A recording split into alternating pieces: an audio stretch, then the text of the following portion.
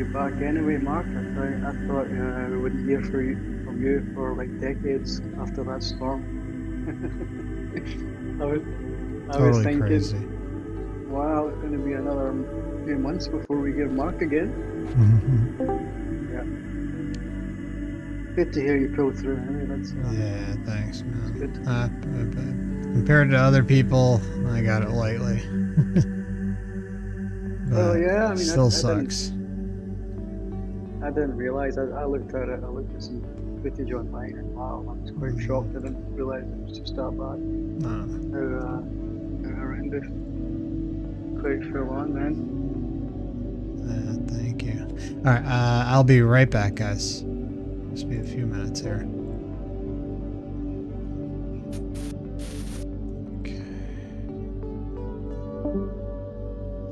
Can I just ask, am I still echoing if I did decide to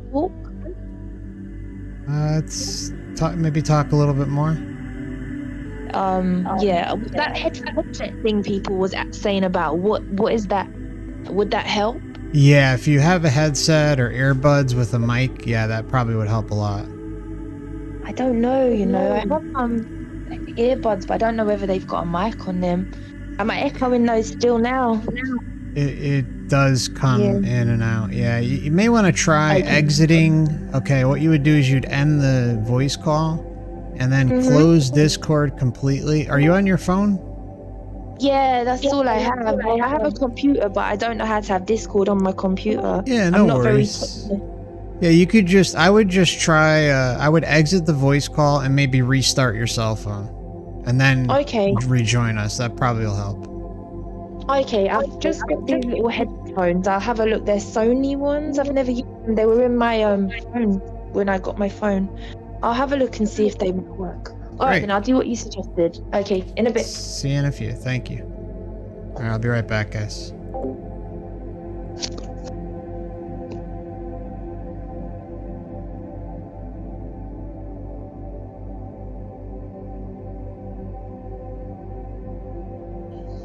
Look.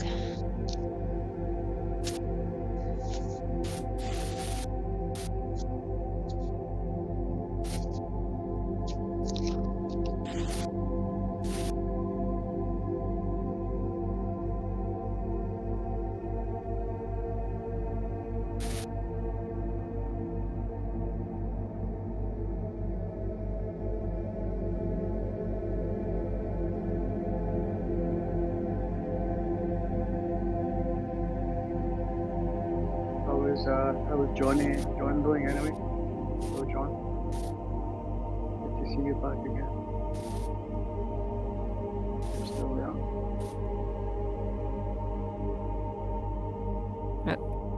Looks like someone wanted to voice verify. That's right.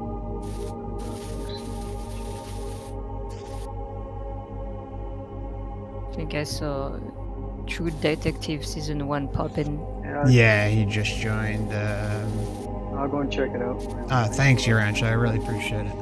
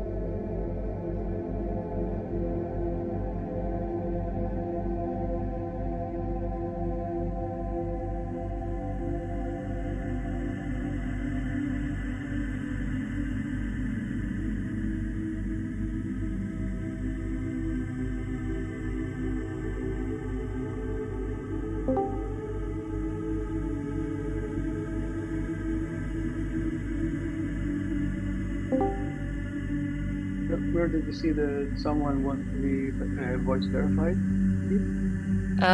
Well, first off, in the welcome, he's asking for voice verification, but I also saw him pop in, like, right as I told you, I saw him pop in and pop out of one of voice verify only chat. I got it. Public market. Yeah, he was talking in the welcome, and he's the one who popped in. Yes. Which part of the world are you from? Are you in Europe? Or are you somewhere else? I'm from France. It's like 5 in the morning. Yeah, I could tell that. I could hear your accent. Yeah. Yeah, if it were on holidays, we probably wouldn't.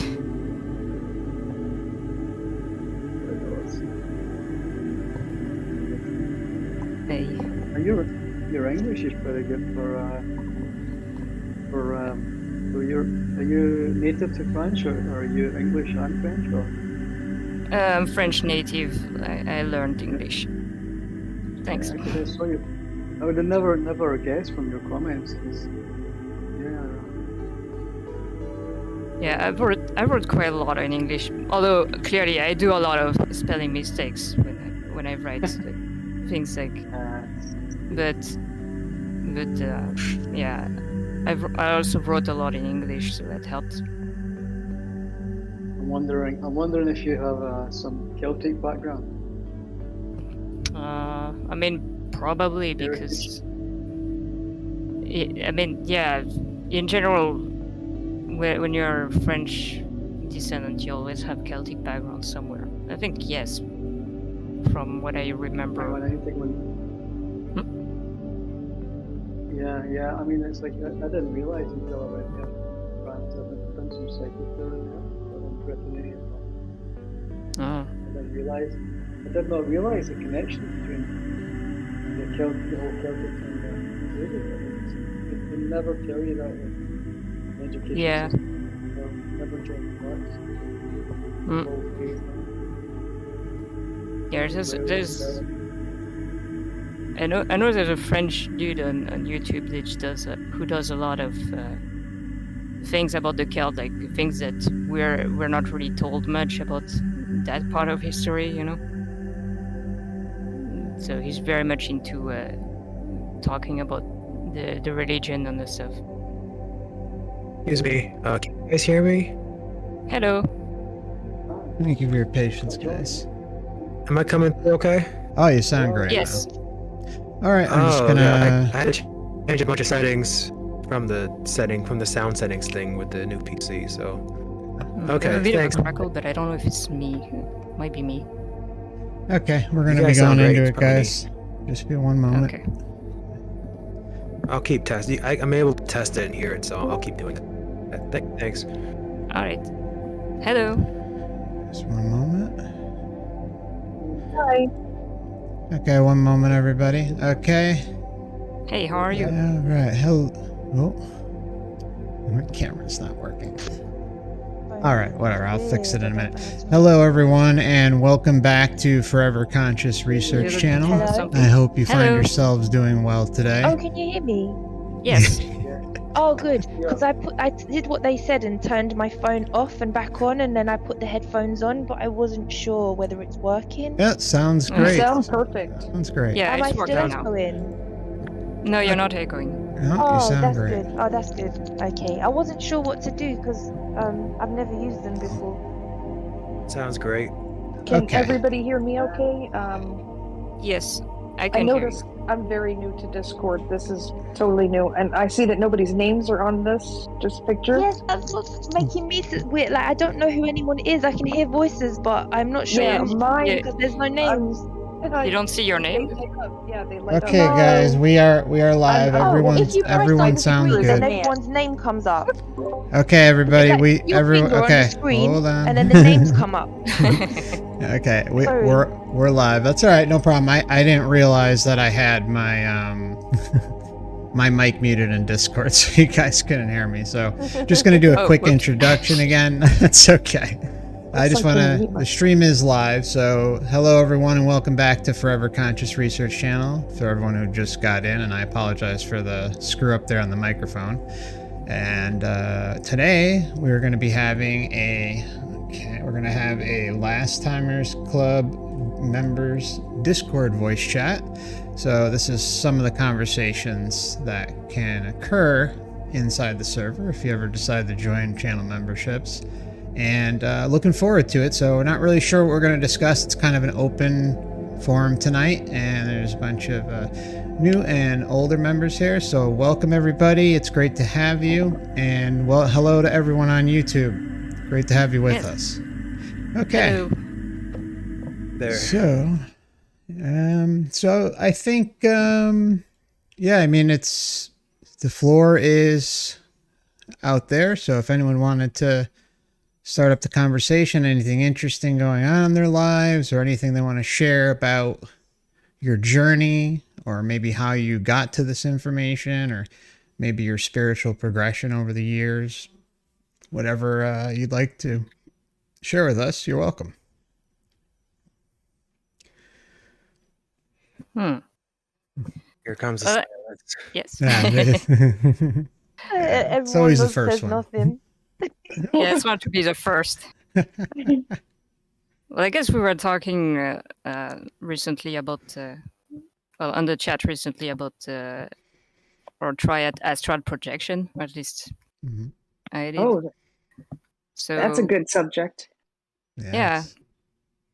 Like, personally, I haven't exactly managed it.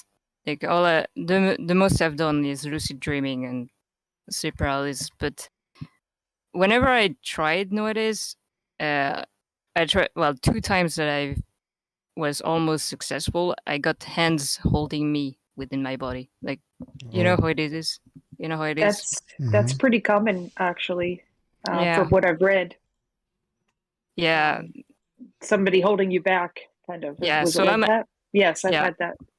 I'm at that stage. So, Same. yeah. Okay. Have you seen any entities?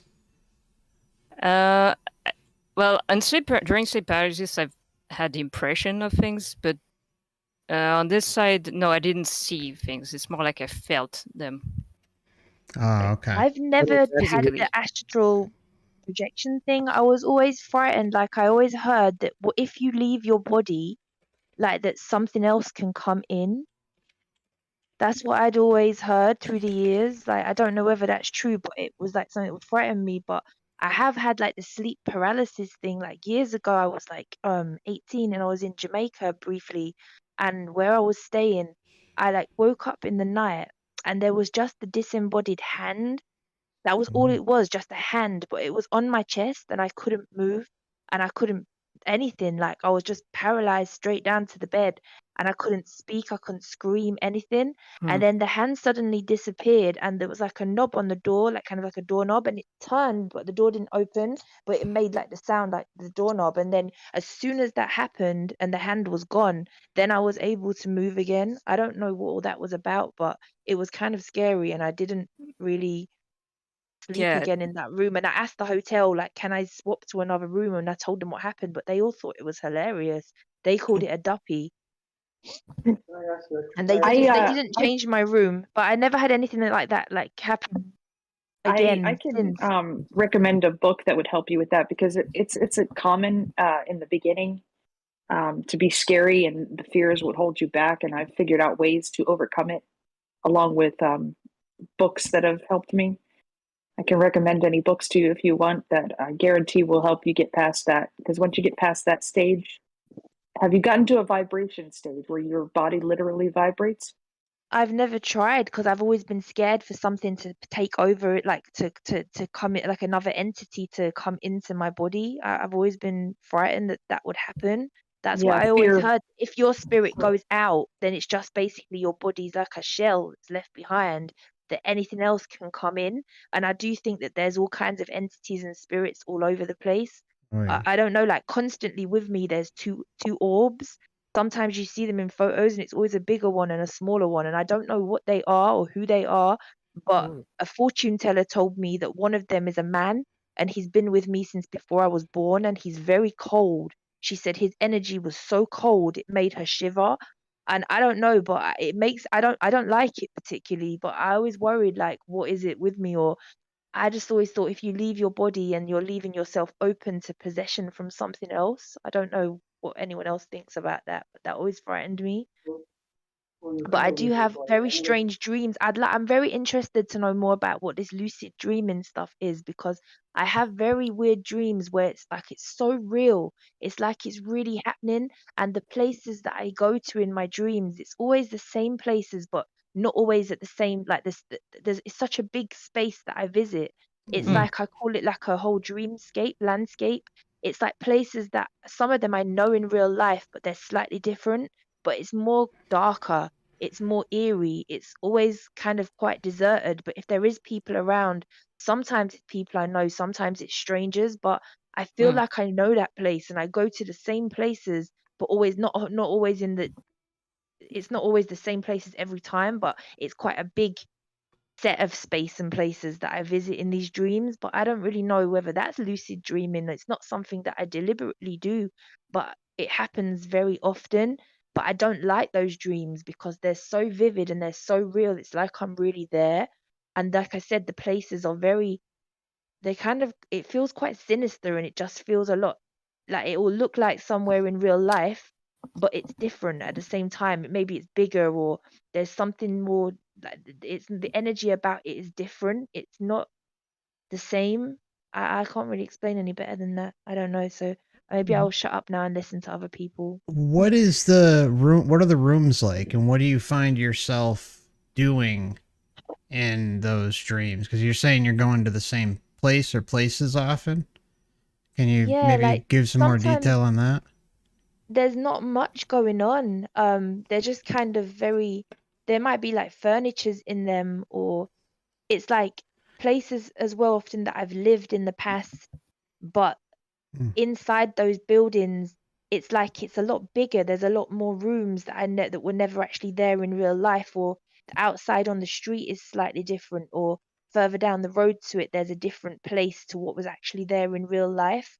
Um, but it's always quite still, and it's just so it's quite eerie, and I don't know. It just makes me feel quite frightened sometimes when when I'm in these dreams. I don't really get a good vibe from it. I can't really tell you. It's just so still. Even when there's sometimes people there, it's just quite still. I don't know. And then I'll often know what's going on when I'm in the dream. Of course, then I wake up, and then obviously as the days have gone on, I'm not really remembering exactly what happened because I don't want to remember it. I'm not. Let me ask you a strange question. When you had that sleep Your paralysis, were rancher, you your sleeping? voice is really low, bro. Yeah, you sound like you're very far away. Okay, let me try and fix that. How about now? Oh, Better. much better. Okay. Better. So okay, thanks. When you had that first experience with the sleep paralysis, were you Yeah, that sleeping was a long alone or time with? ago. No, there was me. I was in Jamaica. I was like, it was kind of like a Yeah. vacation, kind of, I was staying there for a while.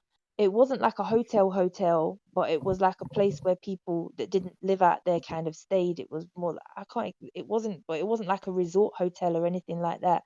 I think people who Mm-hmm. lived there stayed in those places as well.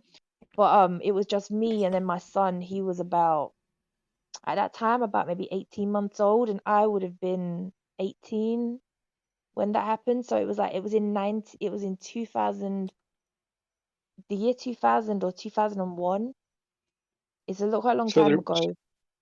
so there was only yourself, and your child in the room when you had that Yeah, happen. Yeah. but he Okay. was just sleeping all through it. Like he didn't notice he didn't Yeah. know anything. Because there is a correlation with that where it's like s- I've heard that it only really happens when someone is sleeping by themselves generally, Hmm. but could be wrong. But are we I all don't in know. It was agreement just that a this? hand, literally. It was a hand with nothing. It was just like a disembodied hand with no. It wasn't joined Yeah, to I hear. anything. I didn't see anything else, and it just was there, like Mm, on my chest, just as uh, if it was holding me down, and I just yeah, couldn't move. I wanted to scream, I couldn't scream. No mm, part of me would move. I just remember feeling like absolutely terrified, and then it just disappeared. And like I said, the door handle just went, but the door didn't actually open. And then suddenly mm, I could move again, but I was just so scared. I didn't sleep particularly for the rest of the stay while I was in that place. Yeah, I mean, But the where? people there, Yeah. the locals thought it was funny. When I told them the next day, like I want a different room, I was scared. They just said it was a duppy, and they thought it was quite funny. What? Sorry. A Thought it was duppy. thought They it was a called what? it a duppy. A duppy. A What's type that? of What's that? spirit. I guess, Sorry? yeah. They said that's what they called it, a duppy. No, so they knew. So Oh, it was common enough for them to have a name. Mm. Does this mean it happened already in that hotel you stayed? Maybe. I don't really know. Speaking as a Jamaican, there are a ton of things going on over there that, like a lot of, I don't even want to call it, this whole planet is third world, but you know what I mean? Like, especially in like Jamaica, I have like Jamaican roots. Just like other places, like stuff like that is very common. There's a whole lot about other cultures and things they know about the other side, that don't bleed into mainstream, US or Paris or Europe, but That's a true. whole lot of shit out there that they know about. May I tell a quick story that would probably be helpful to you? Please do. yeah, go Yeah. ahead. Yeah. And Okay, welcome, by the way. It's great to have you with us. Oh, thank you very Oh, much, Yeah. Mark. I'm so happy to be here. And I know my picture is a man, but that's just a It's character. okay. Anyway, I watched the are you show. the It's a guy good with the show. cigarette at the bottom? yes, that's me. Okay, hi. I'm a woman. Anyway, I have astral projected by accident. In fact, most of my astral projections were by accident. I've noticed that when I try to do it, I have difficulty. One night, I had the vibration come, and I was excited because I'd had that happen before. I knew from reading books after as this all started and researching, I knew from reading books that when the vibration kicks in, literally your body vibrates. And this is a good thing. That's the sweet spot for you to leave your body. So I'm excited. I'm happy. I'm lying there. I'm like lying still. The vibration kicks up to the peak. And I remember reading something about wait till the vibration goes away and then leave your body. But apparently I waited too long and I got into the sleep paralysis. Mm. And at that moment, I opened my eyes and I saw a figure that was horrifying. It was a clown face. It was just a head at the foot of my bed. And it was a very evil clown. It was wearing a top hat. Oh. And I was absolutely terrified and I couldn't move. And I couldn't scream. I was trying to scream to wake myself up. Couldn't do any of that. And then I was thinking about sovereignty, liberation, non-interference. So I literally worked up all my strength and was able to, in disjointed words, because my voice was weak even, I repeated over and over, you don't scare me. You have no power over me. You don't scare me. You have no power over me. I swear to you, this figure, this creature, this spirit, whatever it was, it faded away. There you go. Completely. And Yeah. then I was happy and I was like, this is my chance. Now I can go lucid. So I went into a whole lucid dream from there. It was wonderful. And I felt it was triumphant. I was like, I know this is real about you have to declare that you are, they can't mess with you. Like Mark says, it's illusions. They can't mess with you if you don't let them. If you declare that they have no power over you, they lose their power. Yeah, and you can even change, what they look like, or like how it happened to you, they just disintegrate or disappear before your very completely eyes. faded away. Yep. Yeah. Was you not scared if you leave your body though that something else might come inside it? No, because I declare and I do not give my consent. I say that, I make declarations. I am sovereign. I do not consent to any sort of, that kind of crap. Yeah. Nice. The only time I've ever heard of occasions like that, well, I'm not saying anything for certain, but where like something else like for good came into somebody else's being, like another consciousness, like a whole nother consciousness. It seemed like, I have no idea for sure, but from what I heard from these experiences and experiencers, is like it was agreed upon. Like, Yeah. obviously, there's the whole possession aspect, and what I feel like more like now is hacking, and the debate of what the soul really actually is, whether it's like the an actual third party entity, in place in us. So, and just in general, just bacteria diseases and whatnot. But I mean, as far as like a whole nother entity consciousness, like you stealing your vessel, like I've only heard of that specifically in cases where again, it was like scripted. It was literally agreed upon with between two other conscious souls that one would leave and another would come in. And I have no idea if that's really true. And of course, there's like I'm not the sure what to make of that schizophrenia either. stuff. Yeah. Yeah. Yeah, I mean, the schizophrenia topic's interesting in and of itself, but, just some of the stuff I've seen with Jerry Marzinski talk about, and how basically these things are more or less, they creep into someone's life a little at a time, and then they kind of get used to the communication. Like that one case with Jerry specifically that always sticks out in my head. I'll just say it quickly. He he worked in a prison for, I don't know, like 30 years, 20 years, something like that. And had this prisoner who he was able to spend time with because of the setting he was in. And he was trying to rid him of his symptoms. And he finally gets to the point where, the guy is able to stand up for himself and get rid of them.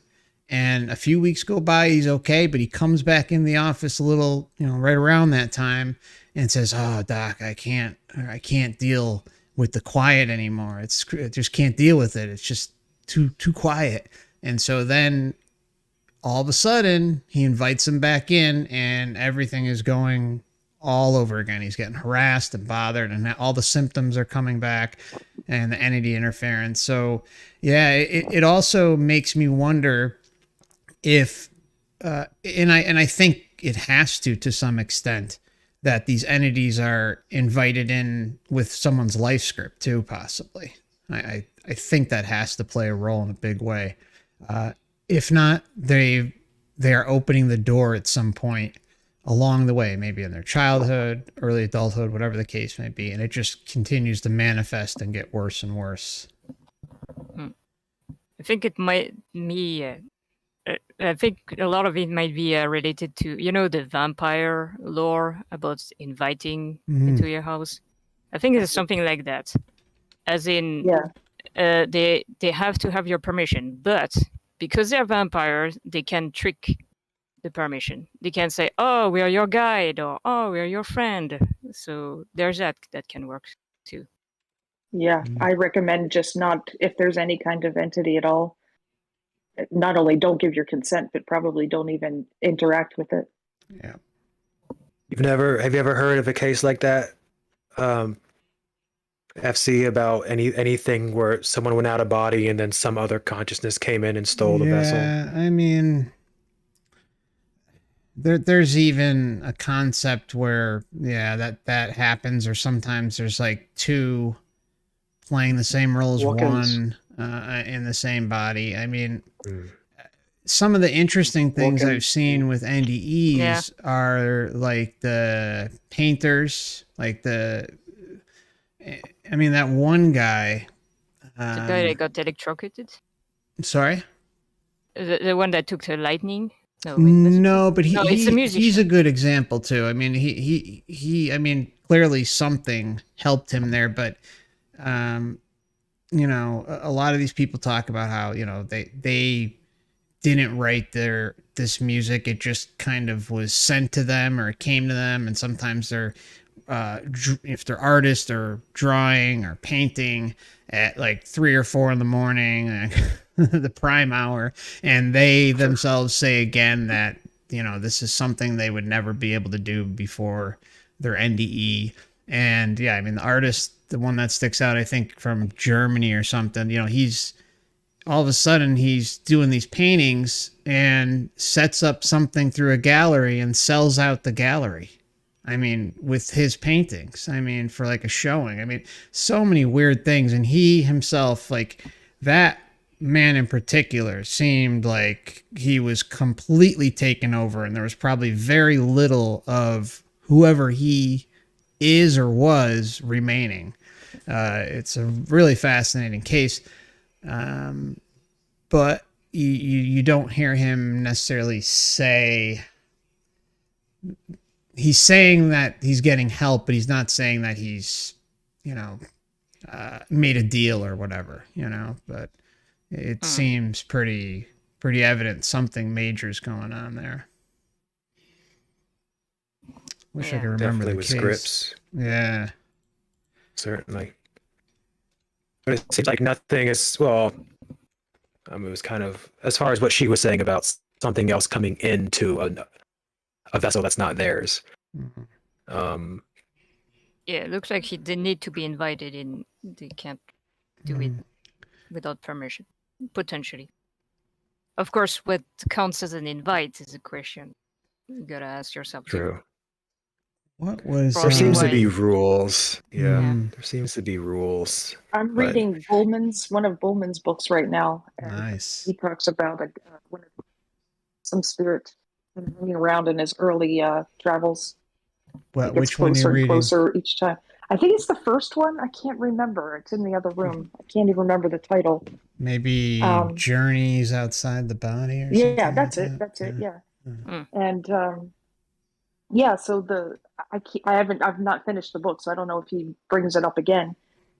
But I did notice as he progressed in his travels that particular entity, he didn't see it as evil or anything like that, but it seemed to get closer, and he kind of ignored it, and it would get closer and closer at different times. Yeah. So what is the consensus here then? Do we agree that the whole phenomenon with the sleep paralysis, is it something external, or does it come from inside us? Is it our body that's doing it, or is it something external? I think it's us. I think it's me. Yeah. I think it might depend. Like, like maybe sometimes if you sleep somewhere, you might get into contact with something, but I think it could also be internal stuff. Yeah, I think the vibration. Mm-hmm. Go ahead. Hmm? Hello? Yeah, I'm sorry. I didn't mean to. No, it's fine. Go ahead. Yeah. No, I was just thinking that sleep paralysis is separate from vibration. I think vibration is the positive part. The sleep paralysis is the negative part. I think they're separate phenomena. I also think it's like we're breaking through like this electromagnetic barrier that kind of makes up the human body and experience. And I think it's like us piercing through that. But I think it also acts as that whole vibration that is felt, or even sleep paralysis is, it's supposed to be a deterrent, I think, for us to not explore outside the body. I'm pretty convinced of that. I think that's true. Just like somebody mentioned being held back, arms holding. I've had that. I've had somebody holding me back. I could see the plaid on his shirt and everything.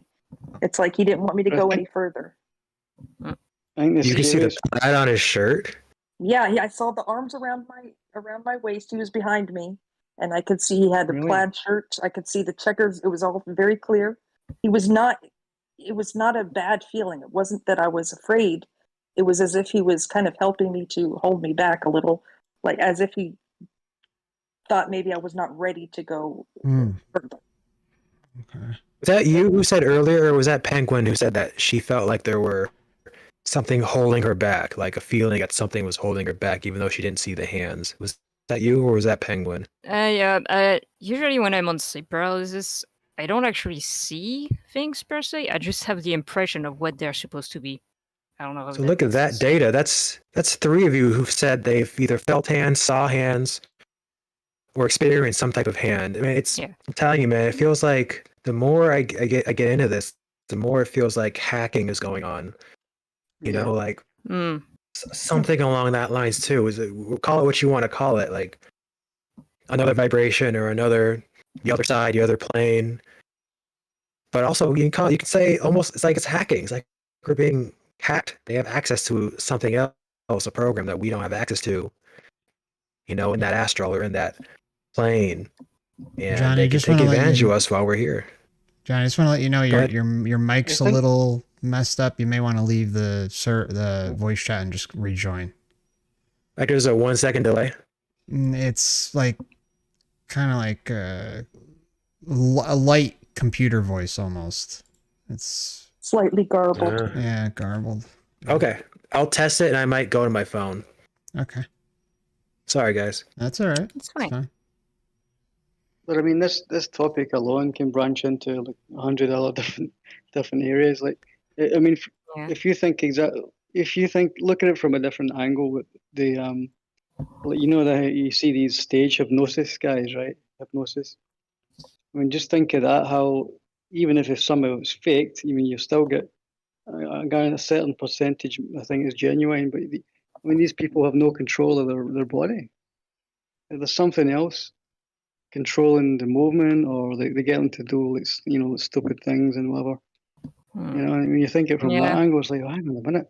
So the scariest part for me is like, even if it is something even if it is internal, the idea that you have zero control of your functionality of your whole body. Like, you can't move your eye. I think you can move your eye. In fact, you can't move your eyes. You can't talk. You can't move. That's quite scary, it is scary. You know, to think. So, I mean, as Mark says, if it's something that's inbuilt to prevent us from, escaping it. Fear is the enemy. Yeah. Fear is the absolute enemy. Big time. I will say that personally, I didn't grow up with sleep paralysis or lucid dreaming or anything. The reason why I started getting sleep paralysis was because I was training to get good at lucid dreaming, because I never lucid dreamed before. So I looked it up, and I looked it up that sleep paralysis would be happening. So I was completely prepared when I had my sleep paralysis. So I never was afraid when I entered sleep paralysis, and even though there were things like even like quote unquote sexual encounters, I could always get out of it without being afraid. If you concentrate on moving a single finger, you can usually snap out. At least in my experience, that's not necessarily the experience of everyone, but just you can end it very easily as long as you're not afraid. That's so. Can we separate? Can we separate that? Because normally the most common ones when the sleep paralysis happens, it's normally always associated with another presence in the room. Oh yeah, right. For me. Yes. Yeah. Yes. So that's where it gets tricky. That's where it becomes confusing, because like it's like I don't know. It's just it's like, why are they there? Something else inducing. Yeah. They're. I mean, honestly, I've had them at the end of the think, bed. Yeah, I do think sometimes there are actual things, but I don't know if it's actual things or if it's programs that are here specific for that. I think they're programs. I do. Yeah. But it's crazy. I kind of feel the same in lucid dreams too. Like when you get lucid in a dream, the NPCs start to act kind of weird sometimes. Like they don't really want you to be lucid. So there's that too.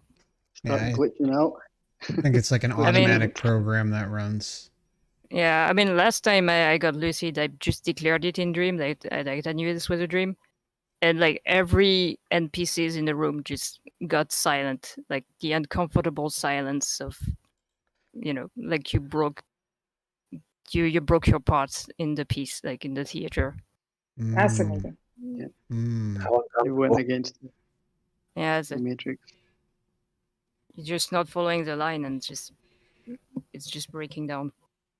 Or they just say like, no, this is not a dream. You're completely like the decider. So how many of us have had this experience then, short hands or whatever? I've had at least 3 or I think maybe 3, maximum 4. You're saying with the paralysis?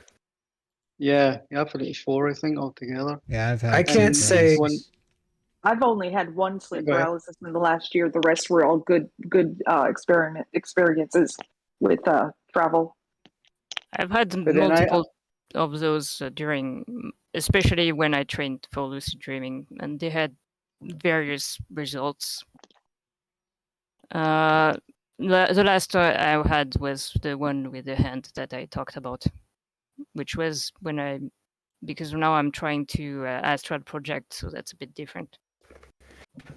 I've had multiple lucid dreams, but please tell me if the droning's still going on. It seems better. It's a little better.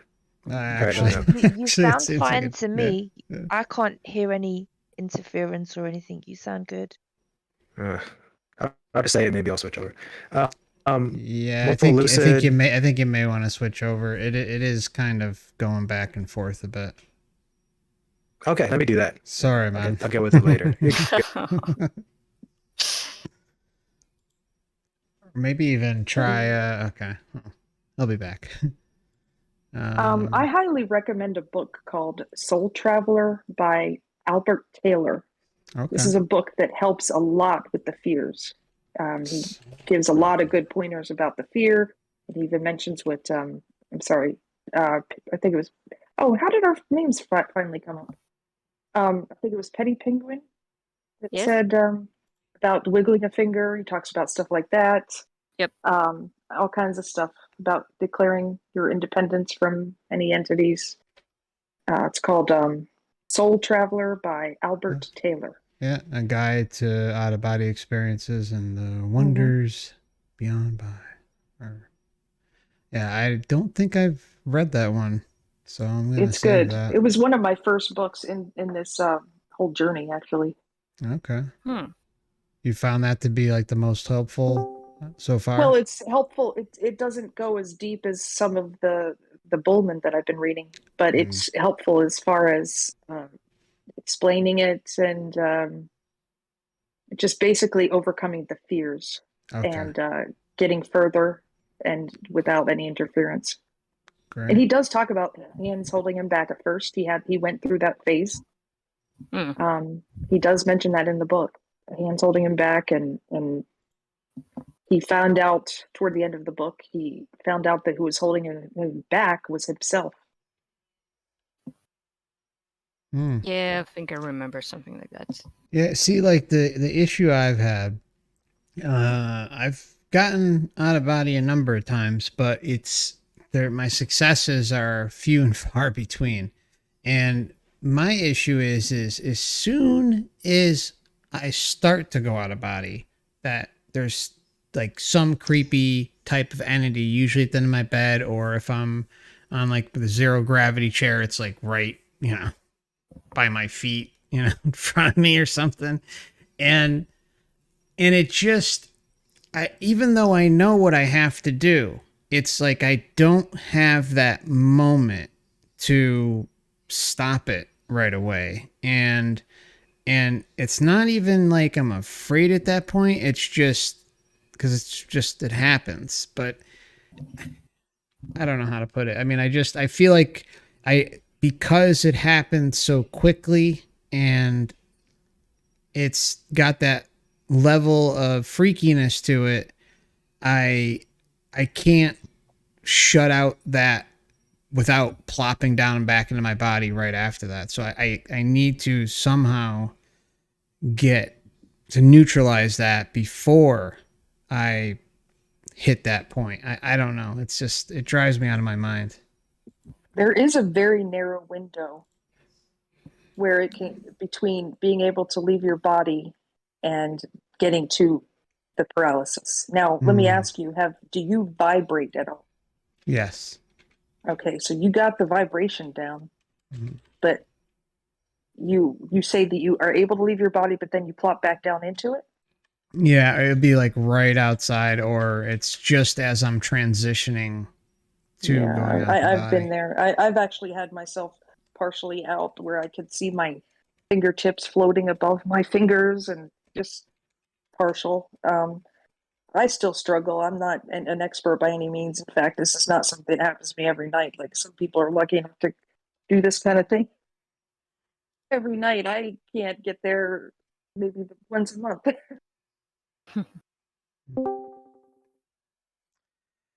Yeah.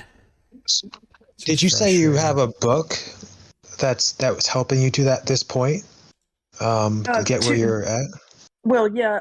The first book I read about the whole phenomenon is called Soul Traveler by Albert Taylor. And Soul Traveler by Albert Sorry? Taylor. Albert Taylor. Taylor, correct. Robert Taylor. Albert. Ah. The book I'm reading now is Journeys Out of the Body. Is that what you said, Mark? By hold on. I put it in the chat. Let me go back up here. It is. Are you talking about Bowman, right? Yeah. Yeah, I think it's Journeys Outside the Body. Yeah, I believe. And that one has been very, very helpful to me. Even though I haven't achieved, even though I'm reading that currently, I haven't achieved anything in the past month or so. Oh, Journey Out of the Body is Robert Monroe.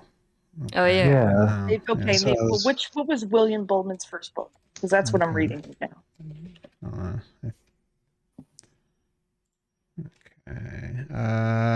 Adventures Beyond the Body, I think, is his first book. Okay, that's it. Yeah. Anyway, that's been helpful, like I said, but I haven't achieved anything for like a month. I have noticed that all my experiences, nearly all, have come without me trying. They just come. So I just stop trying. So, have all of you experienced, or those who have gotten out, experienced the noises, or like a high pitched sound or something as you're vibrating right before you go out of the body? I think it's pretty. It's a very standard, uncomfortable feeling. It's a yeah, very it is. uncomfortable It's feeling intense. In that space. Yeah. The noises, the pressure, the vibration is not so bad, but the pressure and the noises. And they can vary. They could be high pitched. They could be like a freight train. They can be like buzzing. Yeah. But once you achieve that, then you're good. I was just looking on Amazon. That book is available for like 73 pence if you're in England. Nice. It's on Amazon. It says it's a used hardcover copy and it's 73p. Oh, I've got a paperback. I don't know what the postage and packing is on that, but it'd only be like a little bit more, I think. So it's only a few pounds at the most, really, if anyone. Talking about the Bowman book? It's on Amazon. Soul Traveler. Soul Traveler by, was it? I've forgotten what it was called now. Albert Taylor, yeah. That's it. Soul Traveler by Albert Taylor. Yeah, I just looked on Amazon. They've got quite a few different prices, but hardcover 73p, £2.80 delivery. Nice, they have. Nice. So yeah, it's I think the older books usually. There's so many. Is from £8.87. It's a very easy read too. It doesn't get all technical at all. It's extremely easy to read. You could probably read it in a day. I'll look to see if there's an audiobook about it. £90. I think some of Bowman's books are available on audio book, but I'm not 100% sure. And Joshua Carpenter brings up a good question. He goes, wonder what would happen if people slept in tinfoil or EMF shielding. Would it block out other outside interferences? I've thought about that too. I thought about maybe trying to make my closet or something EMF proof and trying to do something like that. It's so funny you mentioned that. I think, if I recall correctly, don't quote me on this, but I think Raymond Moody did that in a room in his house. I'm not sure if it was EMF, but I know he painted one of his rooms all black and he had a mirror and was working on after death communication techniques with that and had some success, but I'm not sure if he EMF proofed it. And I'm not sure also if the Monroe Institute, I know a lot of times they'll go into these booths or something like that if they're on the residential retreats that they have. And I'm not sure if they have EMF proof rooms. That's something we should all look into and find out. Because if they're doing it, that is a big hint right there. That's a very big hint. Yeah. You can actually get. Go ahead. No, go ahead.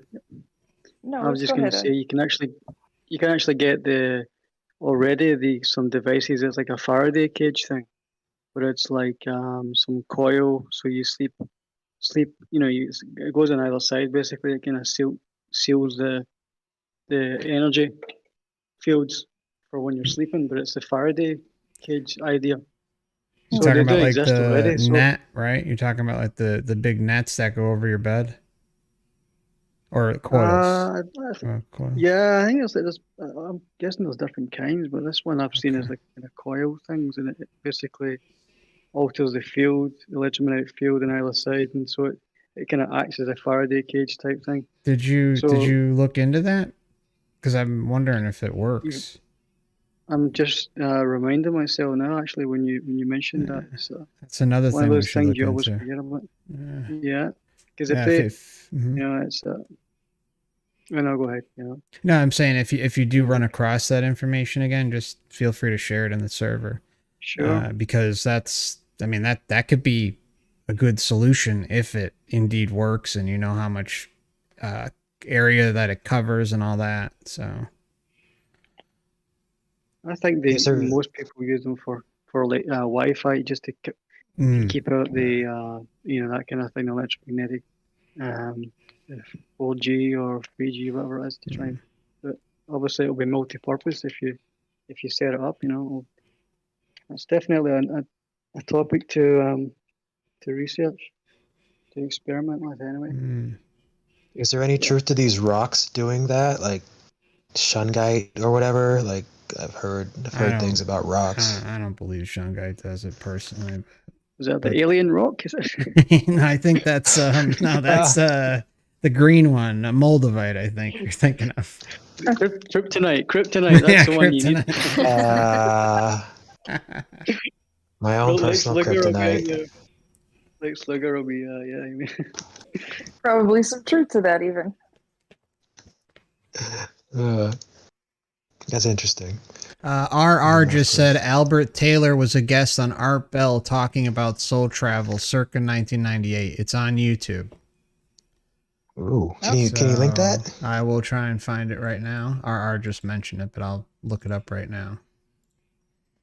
Those old Art Bell, radio thing. I haven't gotten into a ton of them, but there seems like there were some real interesting guests back in the day. There are some gems out there along with a lot of bullshit, but there is the rare gem.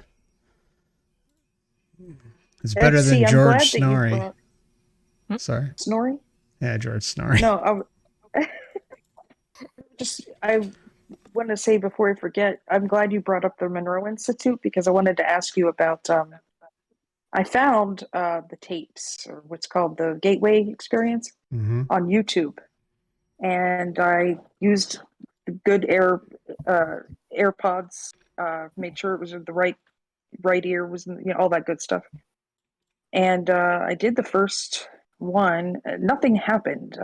Is it something that comes along with time? Through each tape? Or? Yeah. And I think basically the concept of those is to just, you're putting your dedication, your intention into it, and then at some point it kind of just takes, so it's kind of, in my opinion, more like a disciplinary tool to use, but it works. I've had success with it. So I tell you, that first tape though, about midway through, there was a weird creepy noise they were playing, and I'm like, is this supposed to be comforting?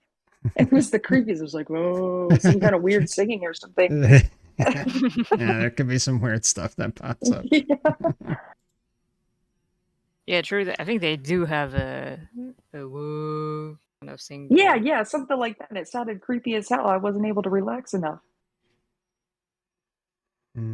Yeah, Joshua Carpenter says you can buy EMF paint as well. Only comes in black. Yeah, I've seen that. It's really expensive though. It's really expensive. So I think probably the most cost effective thing, do it on a budget is if you do have something like a closet and you can really tinfoil it up and might as well put on the tinfoil hat while you're doing it. and or try to get the EMF bed netting that they have. They have this EMF bed netting. I can't speak for if they work or not, but they've been out a while and it seems to work. I don't know, but yeah, I mean, there's a bunch of different creative ways you can EMF a portion of your home if you want to try experimenting with something like that.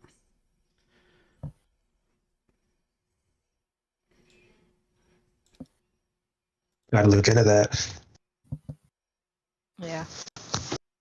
Definitely. And I'm really curious if the Monroe Institute uses EMF proof rooms.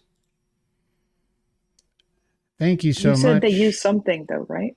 Well, they definitely put people in a booth, and it's like I think it's like a soundproof booth or something like that. So I'm wondering if it is like a Faraday cage, EMF proof type room. What? Really makes me wonder. Vivek, thank you so much for your kind super chat. I appreciate you, my friend. All you gotta do is pay Monroe Institute a couple $1,000 and you'll be able to find out for yourself. Well, I think an answer like that you could just email and ask them. I don't. It's not like they're gonna hide that. It's like, hey, is the sound? You think they will? People? Yeah, why wouldn't they? I don't think so. I mean, if not, I'm sure if you just hunt someone down who maybe they'd have an idea too. Actually, let's say anyone in the chat lucky enough to go to the Monroe Institute? I'd love to go. The prices are outrageous. Oh, they price people out. It's absurd. Totally absurd. Before I got disconnected, I was going to say that in regards to kind of the self-poll we were taking about who had gone through what. As far as myself, a couple of lucid, more than a couple, lucid dreams and whatnot, and we've talked about dreams a lot actually on this before. But as well as the vibrational stage, saw that once. Going through that once was freaky. This is way back, but I also experienced a clown, actually. But the thing was, I don't feel like it was, and that's a big theme. But I don't remember being in any state that was what I forget now what we're calling that. I got distracted for a minute. Vibrating? No, the state, the one that's the negative paralysis. Sleep paralysis. I don't remember being in anything like that, but it was, the clown specifically was the one from, what's that show from Spawn? I don't know if anyone's ever seen Spawn, but I used to watch that endlessly. So there's like a weird demon clown from that. So it looked a lot like that one. And it was at the end of my bed, just like everyone else says. It's either the old lady or the old man or the hooded guy or a clown or something like, it's really, really weird how it's all so similar. It's at the end of your bed. It's at the side of your bed. But this one, this thing like smiled at me and then it turned to an orb and it went out my window. And it was as if I was looking at it from exactly where I was sleeping. And then later I woke up and it's like, was that a dream or what was that? But like, that's the only thing I can really say, like something like that, where something was at the end of my bed. You said clown, it was a clown turned to an orb, had some orb things go on before. But the data is so similar. So many connections with that, that sleep paralysis, man. And I think it's like how we were saying before. Sorry to go back to it, but some type of matrix blockage You know, the data is just too Yeah. connects too well. You know, so DMT trips, clowns seem to be abundant as well. Hmm. Oh, yeah. all sorts of crazy shit with them. Something else Yeah, Roxana said that the clown was wearing a top hat. I think she said. Yes, it was wearing a top hat, a black top hat. It had very bright Again, colors around it. It was very clear, extremely clear. Men with a top hat, very common too. Yeah, that wasn't me Really? that said that. That was the other lady. It wasn't me. Oh, okay. But I don't yeah, know who my it was my that clown, said that. my clown did have a top hat. I never had a clown. I didn't have a clown. Oh yeah, no, So that's it's part- yes. I was surprised that a clown presented itself because I know most people are afraid of clowns, and I'm kind of indifferent. I'm not Oh yeah, terrified of that's them right. like You most raise your people hand. are. You raise your hand. I'm really indifferent about clowns, so I was kind of surprised that the most terrifying thing that came into my room happened to be a clown, and it was terrifying. It had a very evil face. It was just very gnarly and evil.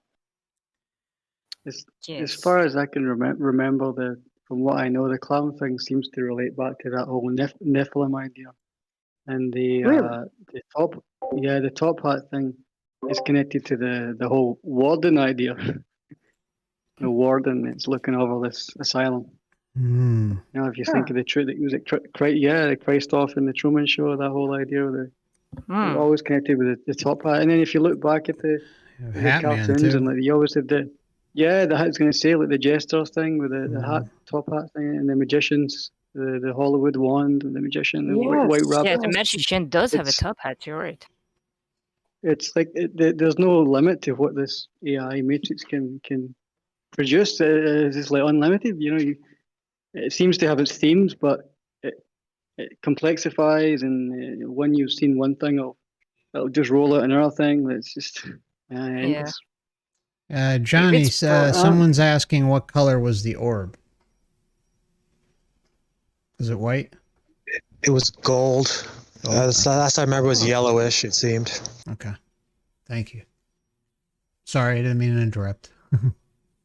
It's fine. The more I think and I look at things, it looks like the soul to me is like a product. It's not ours, and it's hackable. You know, the spirit is ours, which we should have on here. But most people don't have that spirit. Yeah. The idea of the program thing reminds me of Jerry Marzinski, you know, the voice when he's saying he was studying them, and it was like they were like programs basically that they had similar things running to each patient. They were basically saying the same thing. So maybe it is programmed. Like maybe that's why a lot of people have various things like clowns, top hat man, or something like that. Interesting.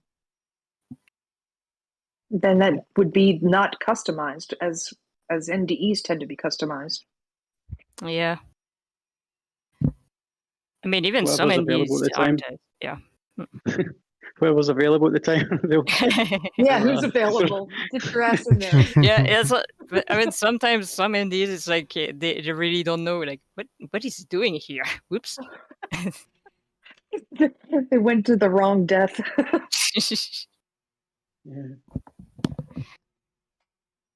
But yeah, some of them seems pre-planned, or like planned NDEs, but some others are, you know, they don't seem to actually. Well, the Matrix or the Realm doesn't seem to actually have planned that. I don't know. Mm-hmm. Yeah, isn't that interesting? Some of them do seem very customized to the person, and then others seem to be programmed. Like, here's your end of life experience, and this could apply to anybody. I think that probably has more to do with the free will aspect of everybody. Probably. You know, so if you want to choose to be the type of soul, you know, reckless and drive or something, you know, technically you have the free will to hit someone and hurt yourself and hurt others and have an NDE or something like that. So that's, I don't know, it's tough to say, you know, what is what for each person. Yeah, but I could see that. I could see free will just they have programs specifically for when free will just induce those kind of thing, like quote unquote accidental NDEs, maybe things they don't predict, so to speak. And sometimes people just end up at quote unquote wrong places. Very interesting. Yes, maybe some of the NDEs are sudden deaths. They have a different story, I guess. And if it's a deathbed kind of thing, a lingering, it could be a different presentation. Hmm. You could plan Well, for remember that. like that kid. I remember FC had a review of one of a child who died, and it was apparent from the child's telling of it later that the entity guide bullshitter seemed like it was surprised to see him there in that state. There, and it's like, whoa, like wait here, I'll be back with everybody else. That's right. Wasn't that the one with the beast thing? Or no, the one where he went into where he veered off and said he went to the wrong realm. Yes, I think that's the one. Yeah, like he went like through a flower and like there was a bee. It was like basically the realm, the afterlife realm that pets would go or animals would go, stuff like that. Is that the same one or is it another one? It was at least in that episode. Okay. Oh, yeah, that one was crazy. I remember it being that sounds. I don't remember that at all. I remember it being the one I'm talking about was like an old man recounting, and he was talking about how his grandfather's big chair was there. He saw it was like Jesus was on his grandfather's giant chair, magnificent God chair. It was that guy. Okay, yeah, that was sometime this year. Okay, the ND I was thinking about, it was a child. He was actually telling the story. I think he was, I don't know, 8 or 9, 10, something like that. I'll have to find that. That guy, he was something about appendicitis. I remember that guy because Mark was saying you had to just I can't remember what now. Oh, like use your discretion when listening to his account, kind of thing. I remember that one. I can't think what his name was though. The guy. He was sitting on that big chair though, right? Yeah. Because he said that he bought the chair. Yeah, me too. He bought the chair because it was what he remembered all his family was sitting on in the experience he had. But when he went there, they didn't know who he was, and he didn't know who any of them were, kind of thing. It was quite. I only remember it because I've kind of watched everything on a marathon lately because I only just came across this channel like a couple of maybe 8 weeks ago. So I've been watching everything back to back when I've been not at work. So that's how I'm with you. I'm fairly new to the FC channel as well, and I did do a lot of binging. Yeah, I mean, I binged a lot too, so. I didn't want to bring up the topic too soon, but there's definitely a correlation between these NDEs and from what I've seen in the whole abduction phenomenon as well. Abductions? Yeah. Yeah, I mean, that whole, man, it's like a minefield in itself. The whole, it's incredible, isn't it?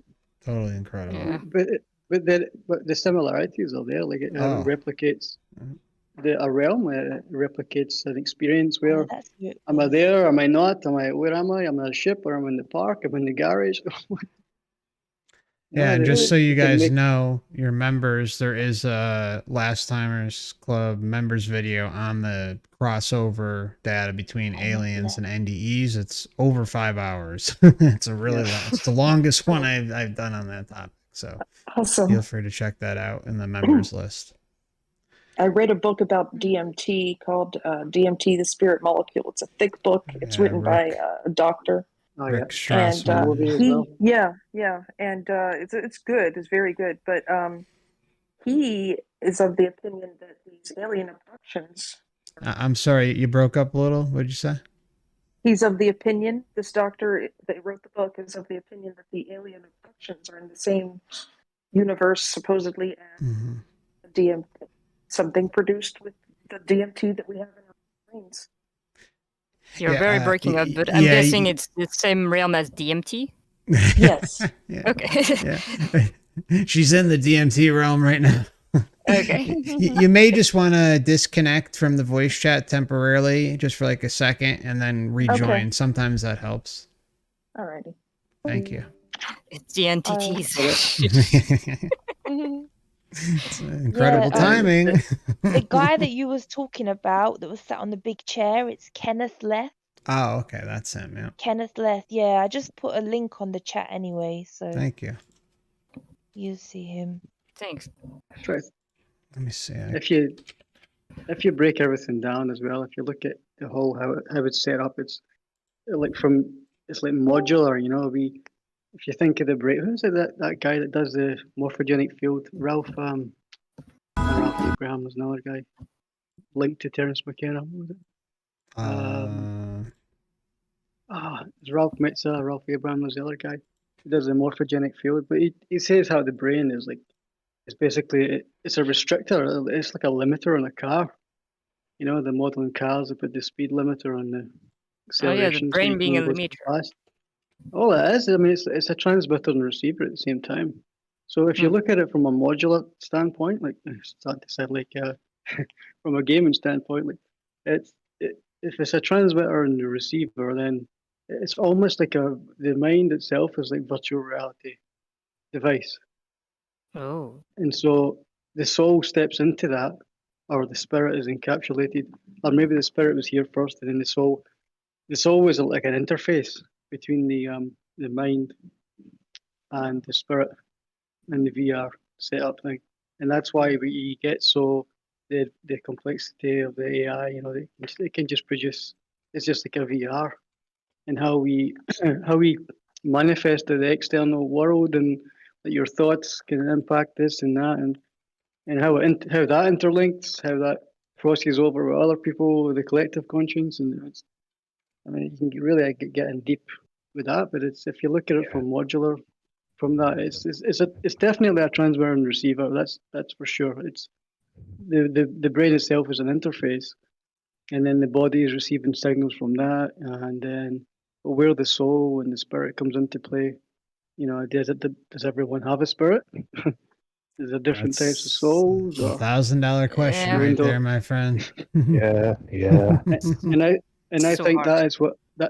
that is what makes a difference with these that you were asking before about the NDEs. How some are, they don't have the same scary experience, or if it's unplanned, maybe they're more untouchable, or maybe they've got a different, there's a different policy for them, the spirits who pass over. Maybe if they're older, because they always say free spirit, right? They never say free soul. They always say free spirit. So maybe they're more linked to the ancestral spirits, and I don't know. It gets complicated. Yeah. Yeah, true. Yeah. Yeah, that's an interesting thing about the ancestor spirit. Do you think it has also to do with the whole contract and consent? Like, maybe because you identify with the ancestor spirit, you go there. Yeah, I think it is. And then that takes us into the realm of the blood as well. How that's connected. The blood, the content of the blood is more like plasma, and that when you reincarnate back into the same ancestor lineage.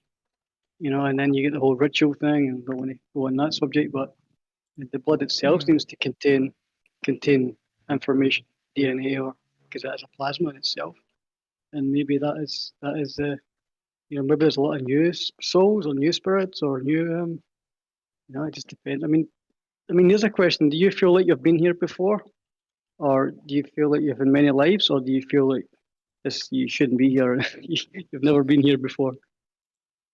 I don't think I've been here before in this place anyway.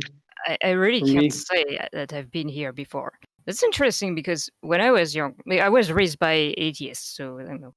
So when I was young, I just didn't particularly think that I would continue on. But even though it was like that, I still had this thing about thinking that I would just go to another body when I die and have another adventure. It's weird because I didn't really believe it, but I still believe it. I don't know how to explain that. But no, I don't. But I don't think. Yeah. Yeah. Anyone else? What does anyone else think they've been here multiple lives? Or? I don't know about multiple, but I definitely think I had been here before. That's why I've kind of ended up finding this channel, because it's like when I was very, very young, my mum said I was still in my like buggy, my stroller, and I'd not been talking very long. We was going past a graveyard, and I told her, those people are not, that they're not actually, they're not dead, like they're here again. And she was like, what? But then I used to have this thing when I was very young. I must have been about maybe 3 years old, and I was obsessed with the fact that I had a husband and that he'd given me a bracelet, and I wanted this bracelet. And I would never, my mum said I used to drive her up the bend because I just wouldn't shut up about this husband and this bracelet. And I insisted that I wanted the bracelet, and I also used to change the radio station to on the long wave. So it was the Hindi channel, so that they were talking in Hindi with the Hindi like music, from like the kind of Hindi films.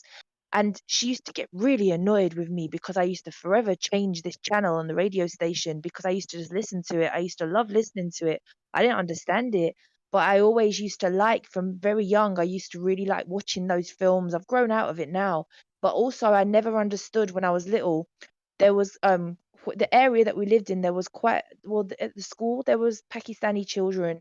I didn't understand why that I wasn't dressed like the little girls with the I used to insist that I would not wear like my skirt or my dress unless I had trousers underneath it. And my mum used to just get so annoyed. She used to say, "Oh, that's their culture, and that we don't dress like that." And because we were English, so she didn't really approve of that. But I used to literally insist those things, and so she at some point bought a book that was called "The Children That Time Forgot." Off the top of my head, I can't think who wrote that book, but there was a whole section at the beginning about children who remembered past lives. Like, I can't say I remember anything else other than that I was just convinced I had this husband. And I guess I feel like it carried on into this life because I really thought or expected that I was just gonna somehow find him again, or my young age, that's what I used to really think. And I never was I was very unhappy when I was a child, because it sounds really horrible. I mean, like, I love my mum to bits now. I get on with her so well, but I didn't really like my parents very much when I was young, and I just felt very. I was quite, people used to say I was a strange child. I didn't used to really speak a lot, and I used to kind of play a lot of games in my head. But I was just so convinced that I was not really, something wasn't right. I wasn't in the right place. Yep. It didn't really make sense to me then. Some mistake. Yeah, it didn't Yeah, make sense. mistake. And then I remember we was doing some kind of like nativity play at school. But I used to hate, it was quite like back in those days in England, the assemblies were very quite Christian. We had to sing hymns in assembly, and I just straight up refused to go. I would sit under the table, I wouldn't go. And then we did this nativity, and I wouldn't really have any part, but I had to, they dressed us up with like these veils on, and like sparkly things, and I felt so comfortable dressed like that. Like I was so, and I can't really explain. Yeah, I mean, I just felt like that to me felt quite normal. But I was probably only about 4 or 5 years old then. I was very young at school when we did that. But I was always changing this radio station, and I don't know. That's why. And then when we read this book, well, my mum had the book. As I got older, because I always read quite a lot when I was very young. So I read that book quite young, and there was a section on the children who could remember past lives. There was children who could remember how they died in past lives. There was people who remembered what they'd been doing while they were waiting to be reborn, and things like that. I remember reading that book quite a bit as I got older as well. I read it a few times, I think. And then once I got into sort of it was my early 20s then, that's when I discovered Ian Stevenson's stuff. So I read some of his work. And then there was another book I remember called, I think it was called like Life Between Lives. I'm not sure who wrote that, or Life After Life. I can't really think who wrote, but I was really into those kind of things.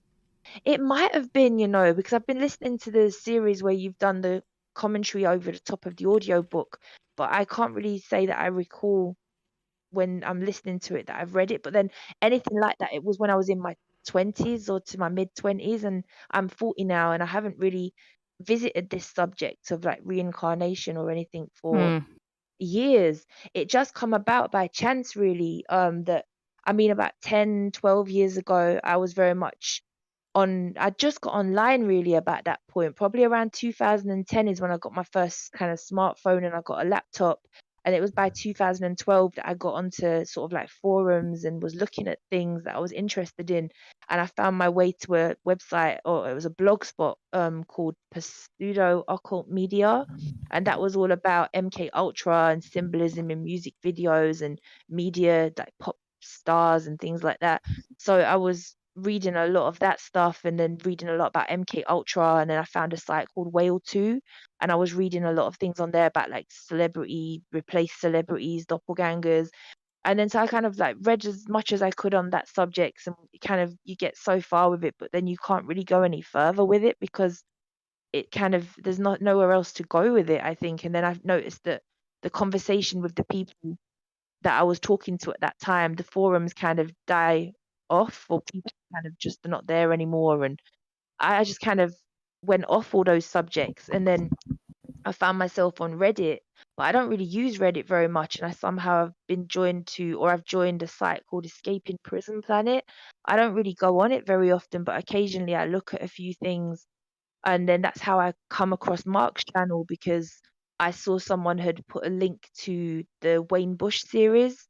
So I went to listen to that, and then that the first few episodes where he was talking about the symbolism and the music and this thing, I was kind of familiar with that kind of stuff. And then it got to the soul trap stuff, which I was not familiar with, and that was what really interested me then, because it was something new, and it was something that I'd not come across, because I had just always thought, from how I always believed, that I definitely had some kind of past life. And because my sister as well, she's 10 years younger than me, and when I was obviously like getting to be a teenager, and she was about 3 years old, and she used to always say, when she lived before, and that she'd had worn a long black dress. And there was another thing that she'd come out with. She was always very like, she didn't want to go in the bathtub where we lived, and she'd be screaming. Like, she said there was a woman in the bath and she didn't want to go in. And my mum did a bit of research and found out that a woman who'd lived in that house previously had actually had a stroke and sort of died. She was washing her hair over the bath, and she had a stroke and died. So I presume she would have dropped into the bathtub. And so things like that. My sister denies it now, though. She's, I don't know what I was saying. My sister's not interested in anything remotely like supernatural or paranormal, or anything that's not, you can't see it. If you can't see it and it's not tangibly there, or you can't feel it, hear it, then she doesn't believe it. And she says, I don't know what I was saying when I was 3 years old. But I kind of like, my theory on why less people these days, because my children never said anything at all about anything to do with any past lives or anything like that. But I will say that every time I have been pregnant, I had always heard a voice calling mummy, mummy. And then that's not long after that, I found out that I'm pregnant. I've got 3 children. And then the last time, I was probably halfway through my pregnancy, actually, and I heard this voice calling mummy, mummy. And I thought it was the other 2. So I woke up out of my sleep, run downstairs, because there was like 3 floors to the house. They was both fast asleep. I've come back upstairs, got back in bed. I'm falling off to sleep again. I hear mummy, mummy. And then I went back downstairs. They're just fast asleep. And it was at that point, I believe that's the night when the soul that is her in the body that she's in came in, because that's when my pregnancy felt different. But that was probably about halfway through. So I've always thought that there was this reincarnation, but I always just believed that's just how it was. You just get reincarnated. And obviously I knew all about going into the light because I'd read it in these books. And I just assumed that's what happens to you. You just go in the light and that's what it is. It had never occurred to me that it was something entirely different, and that it was like a trap or a trick, or there was these entities manipulating us, or anything like that. So to come across that, I'm like, wow. And it really makes sense, because for a long time I have thought, like, I don't even want to come back here. I can't say I've had a very good experience in this life. It's not been nice. It's not been pretty. It's been awful, actually. And I've hated most of it. And I'm still here and I'm still going and I'm still trying. And I haven't got any intentions to obviously not. But when it ends at the time it's meant to end, naturally, I do not want to come back here. So to find out this, it's like, oh my God, like I'm so happy to have found out this and this different perspective, because it really makes sense, because it fits in with a lot of other stuff that I've always believed as well, in a way. I mean, not really what I've believed, I had no idea of it, but I've always thought of this world as being, from I was very young, it was like I always used to say it was like on a TV or on a radio, you're tuned in to the station or the channel that the frequency is tuned into. So that's the images you see, or that's the sounds that you hear. But it doesn't mean all the other channels don't exist. They all exist simultaneously, but you can't pick them up because you're not tuned into that frequency.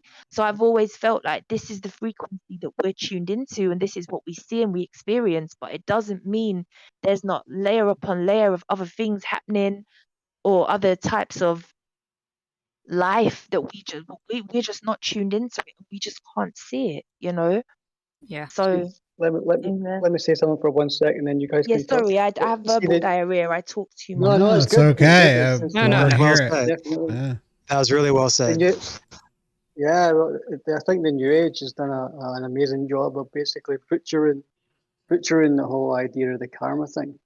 But maybe there's different types of karma. They talk about the universal karma. Maybe there's an actual spiritual karma thing where to leave this place completely, you need to sever all ties.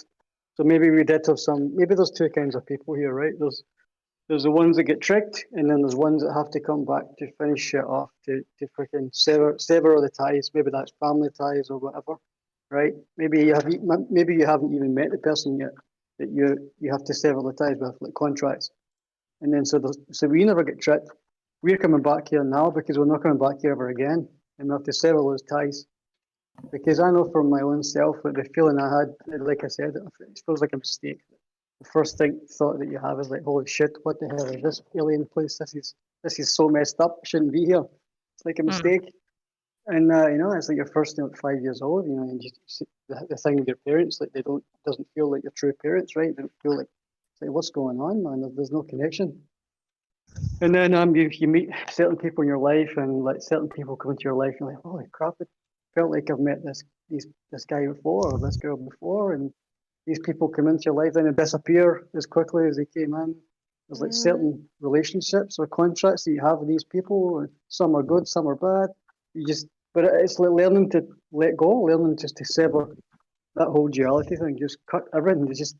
You have to stand alone, man. You have to be in that sovereign space and don't rely on anyone. And I think that's sometimes you meet someone and you instantly click with that person. Yeah.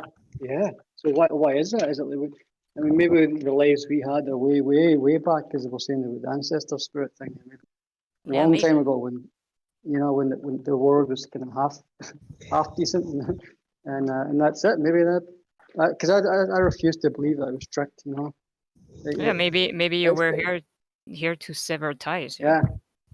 I think that's part of the story, or close to so that we can just settle that. That's an interesting way of looking at it, being here to sever ties. It will definitely help me feel about some situation I'm in, like at the moment, or just recently experienced, if that's the case. And just even with other people through my past, actually, to think, rather than that I've been here to be tricked, or I've been tricked by being here, that I'm here to sever these ties with these people. And then that means that it doesn't have to continue, because like how they talk about, your soul group and all that stuff.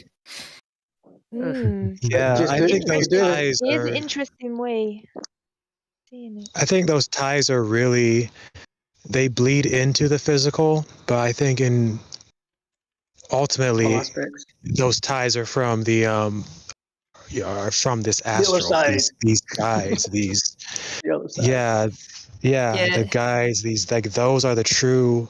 But then you need to know why and the reason. On all your points, I was thinking today, kind of reflecting on it in a meditation a little bit, and what came to mind to me was Because I always felt like it's not a coincidence that we're here, but maybe is it possible time because we maybe knew there's something about this time that would give us a bigger piece of the puzzle, and that I mean of all the times to pick, where all this information we have is so Just so conveniently tight wrapped. You know, all the Yeah, books we have true. access to, all the internet pages, all the forums like we're on now, all the people, all the stories.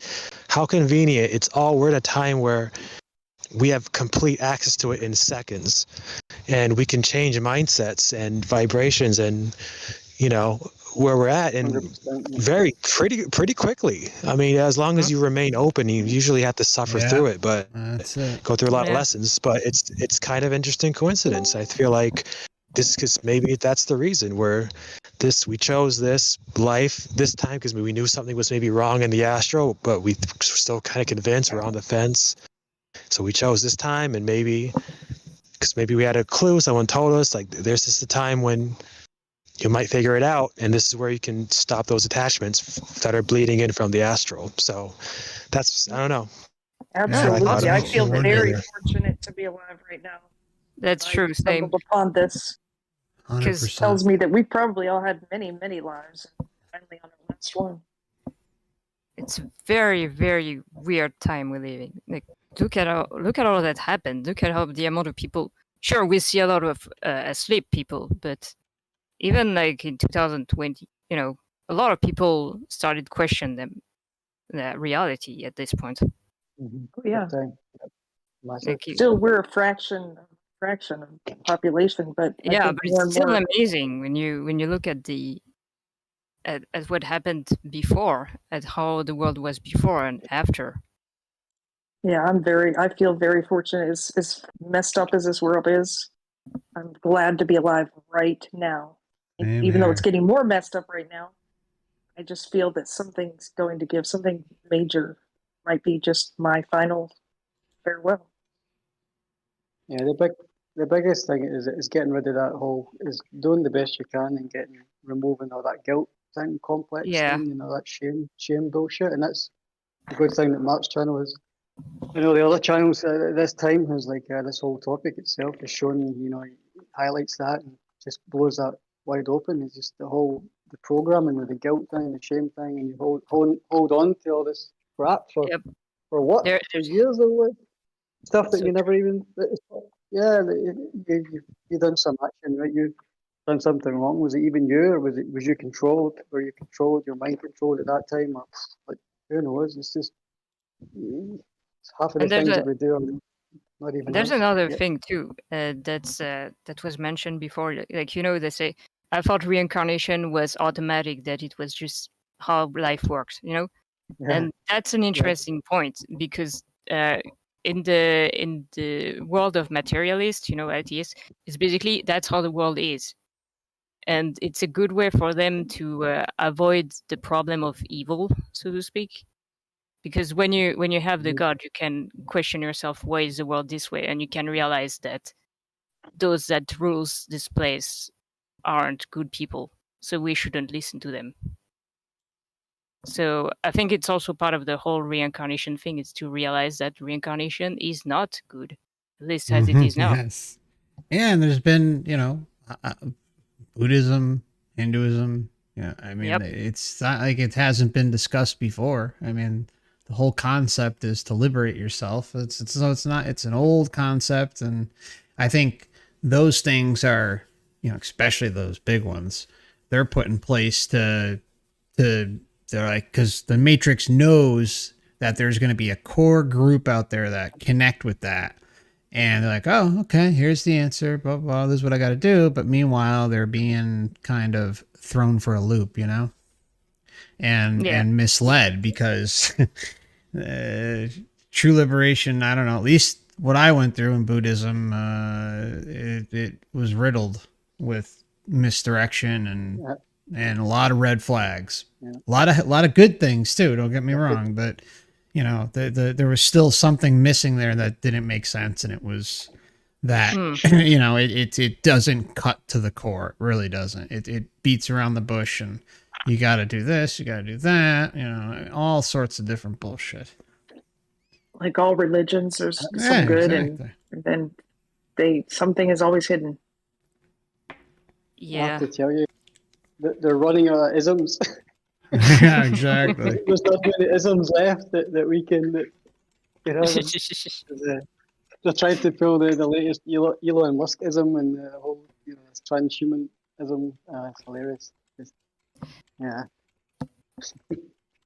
Those of you who have children, how do you deal with the guilt? Because I have 2 children, and I'm struggling with guilt for having brought them into this world. Even though before I had them, I was like, I would never bring children into this world, and somehow, like in Jurassic Park, life finds a way, and of course, I ended up having 2, and I'm struggling with that guilt because now I've got these poor children in this messed up world.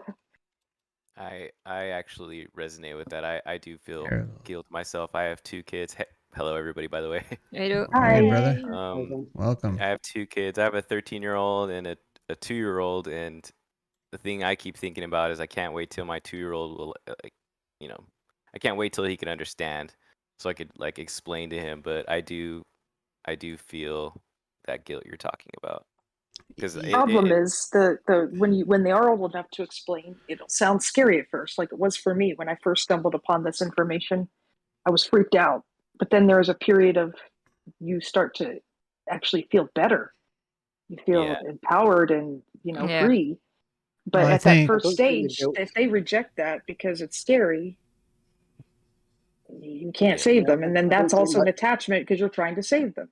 Can you connect with them? I mean, obviously, you know, Harold, yeah, 2-year-old, but I mean, can you connect with them on any level for those that have children who are older? I mean, the good thing about having a 2-year-old, Harold, is that, you know, he's gonna be around you for a while. So, you know, he's gonna grow up in the most opportune situation imaginable.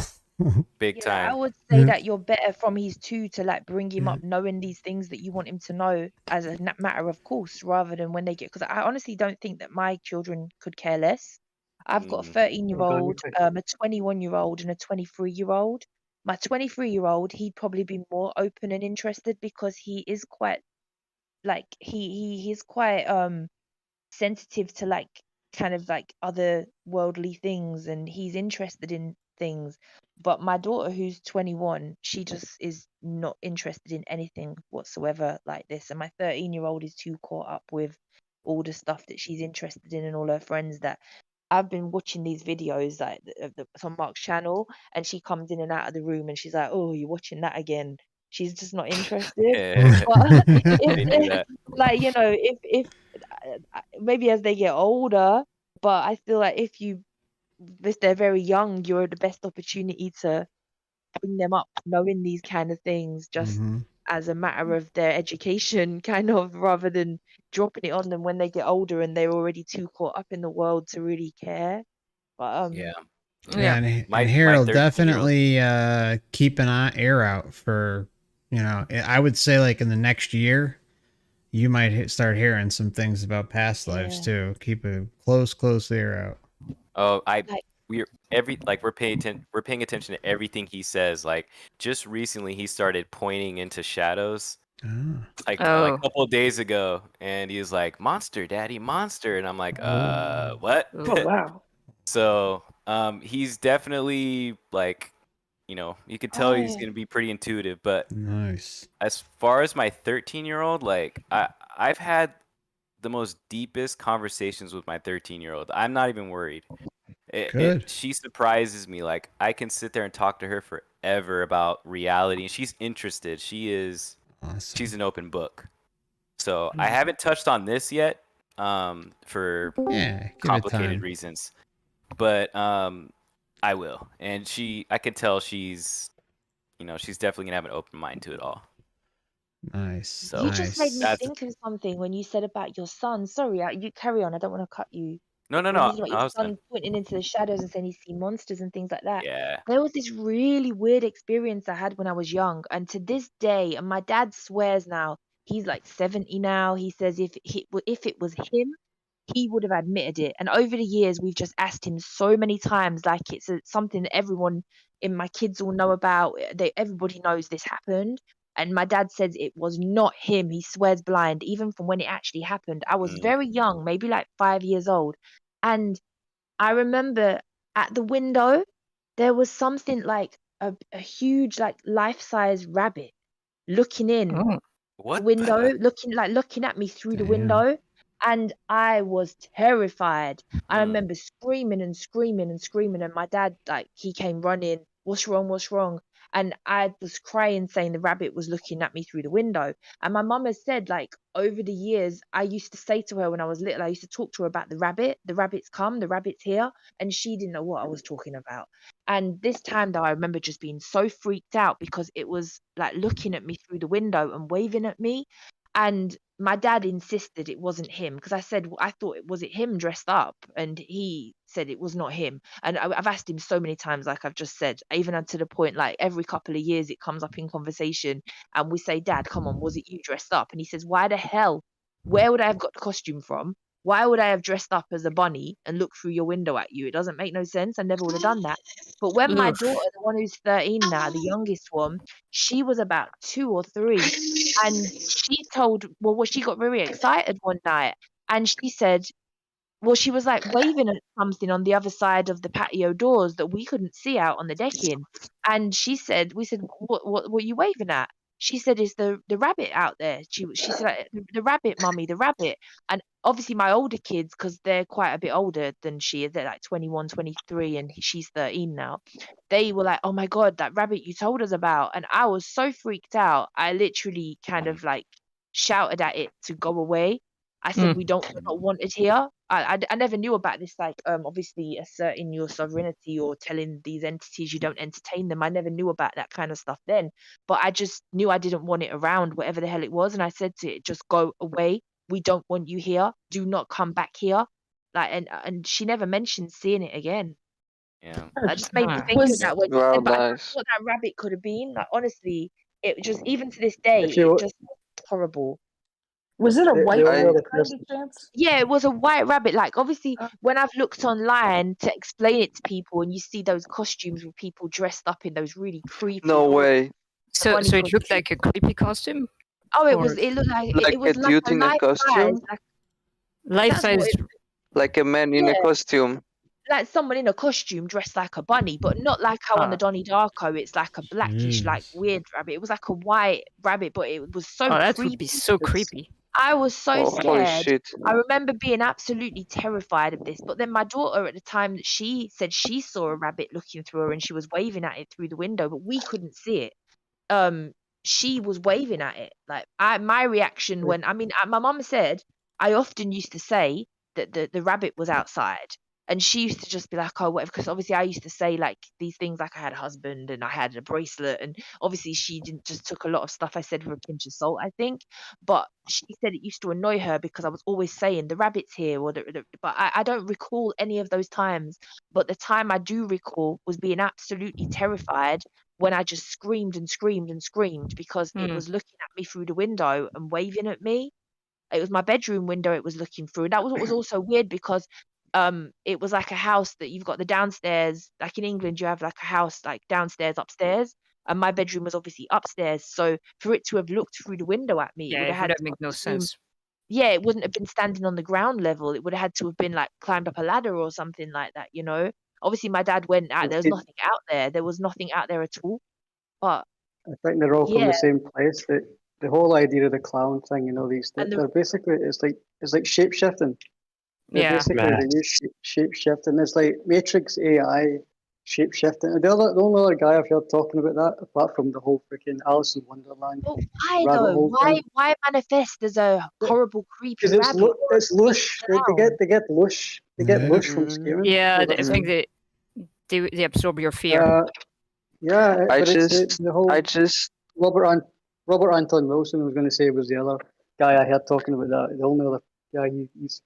If you listen to I just wanted to say hello to everybody. Hey, Hi. bro. Hello. Good to have you with us, my friend. Because Because it's like 6:30 right now where I'm at, and I just woke up from scary nightmares, so I just kind of had first-hand luge gathering experience. This is like a great conversation. Probably not if you've just had nightmares. This conversation will probably That's give true. you nightmares. I just had my house burning on fire, Okay. and like in a ways that didn't make any fucking sense whatsoever. Like things that didn't touch each other started catching on fire, and then I went to like did rational decision what I would do when normally my house would be on fire, and like I wanted to switch off main power line, but that was off like on fire too for some fucking reason. So, and it didn't switch itself like actually, so damn, fucking weird. You're good. Yeah. You're good. You got this. That's right. You got this. You're good. Yeah, no, I'm okay now, but it's just like a bit weird that I woke up from like 2 dreams and then I come back and you're like talking about scary shit. Well, when I was young, I had like under my bed, I had like fucking black hole up here because I was scared of like deep space and like NASA fake shit CGI. And I had like a giant black hole like glowing outside of my bed. It was like layer bed, so I couldn't like with a ladder. When you was a child, did you believe that space was real though, or that's only that you've 100%, discovered? 200%. Yeah. Convinced. I was Yeah, I watching did the too. I was watching the all the like CG, like the NASA, like Meteor CGI's 3D animations. Yeah. You know that. Yeah. But it's like only as you've become an adult or got older that you realize that it's the CGI. But at the time, you believed it. So this black hole, what did you think it was? I think I think I really thought it was like I didn't think about it much. I don't know if that was the age I knew about the space that much to know. But I knew I had something under my bed I was really scared of. So I just stood like on my bed. It was like a bed that was higher up, so I had like a ladder that goes down. And when there was a ladder, at the bottom of the ladder was like this thing, like it was glowing. It was like a hole, orangey shape, kind of spinning. So Was I could it not always like. there? No, it was just like one-time thing. Okay. To be honest. Yeah. Yeah, so it's not like I was like regularly visited by anything, so that's good at least. Yeah. Like interesting. damn, that rabbit was creepy. Holy fuck. Just to go back to that whole, not to change the topic, the whole guilt thing you were talking about before. But Your rancher, can you get a little closer to your mic, please? Can you hear it better now? Yep. Better? Yeah. That's good. Yeah. Yep. Okay, Thank you. thanks. But I don't think you can. Someone mentioned about the guilt when they're having children. Like you can't really beat yourself up too much if you're like at that time you're not in the right space. You have a different mindset, so it doesn't really count. Yeah, like you didn't know. Like me, I can't say I have any guilt because I just had no idea. I mean, as I got older, I got sterilized, like because I didn't want any more children. But it's not because I didn't want any more children because of like not wanting to bring them into this world. It's because I'm at a stage in life where I just wouldn't want any more kids, and I couldn't cope with them. I wouldn't want to have to go through all that again because I went through it already. But guilt, yeah, like I suppose if knowing what we know now, and then I guess maybe more would feel a guilt, but. It's one of those things that you still maybe want to have the experience in your life. People who've not had children. It's one of their biggest loose things as well, is that whole the guilt, the shame, the fear thing. They just use that You just have like a sense of duty though. Now like I just feel like for sure I'm not gonna keep this information to myself. I'm definitely gonna talk to them about it and show them evidence and try to do my best to teach them about show them how they can reality. do their own research. Yeah, like for example, like when I'm sorry, but when my son, because we always play monsters, we run around the house, oh monster, and then when he did that, he's never done that before. He was just like, it was in the middle of nowhere. We weren't even playing. We were just sitting there, and he was like, "Look, Daddy, monster," pointing into the shadows. and it got real quiet. You know, my wife and I are looking at each other like, okay, that's creepy. But instead of like being scared, I took him and I was like, let's go look at it. Where's it at? You know, just taking him straight to the danger. So Yeah. I'm gonna, you know, he's not gonna be scared of the dark, not gonna be scared of stuff like that. If something scares you, like face it head on. You know, I'm gonna try to teach him how to be tough now. You know. Damn right. But Yeah, I've to always go a been bit scared in the deeper, dark. I've never ever slept without a light on from I was young. Even now, I always sleep. Even it's got worse now. Actually, I sleep with something on the internet or like something playing on YouTube all night. I could never sleep I'm in the right there dark. with I'm you. I was terrified. always like that, and even till as I don't like that. I've hated the dark my whole life, but I'm changing that. So like I'm trading myself. I'm walking in the dark all the time now. I'm like facing my fears. There you go. Yeah, that's good. Yeah. Literally, I'm in my dark. Face it. Yeah. I Always feel like things slept are with the lights on. there. When it's dark, like it feels like sometimes I feel like there's someone else in the room with me or there's something else here. Like There is. I often like at the moment I'm sleeping on the sofa for weeks and weeks. I've been sleeping on the sofa, but we always end up like that in my flat. Like there's always a room that ends up not being used at some point or for some reason, and whenever that room happens, the empty room, it feels like there is something in there. Like whatever it is goes and occupies that room. And then when we start using that room, like for ages, I was just in my bedroom. Like through the lockdown, I had my room, but I was meant to decorate my room and stuff, and now it's piled up with junk. So I'm just in the sitting room. But when the sitting room was not really being used, it felt like there was something in here. And then now, so that's what scares me. Like if I turn the light off sometimes, it's like I can actually feel that there's something else in the room, and it makes me so scared sometimes that I have to put the light on and even go into another room because I just don't like that. Is that weird? Have that sometimes. I mean, I don't sleep with a light on like at all, but yeah, I had times where I felt like something, you know, that I would light up a room and then shut off the light and you know, do a little trail of light back to my room. It was a while back, but yeah, I see what you mean. I'm in the dark canyon right now, man. I'm in the dark. I'm in my dark canyon right now. Cross from my place.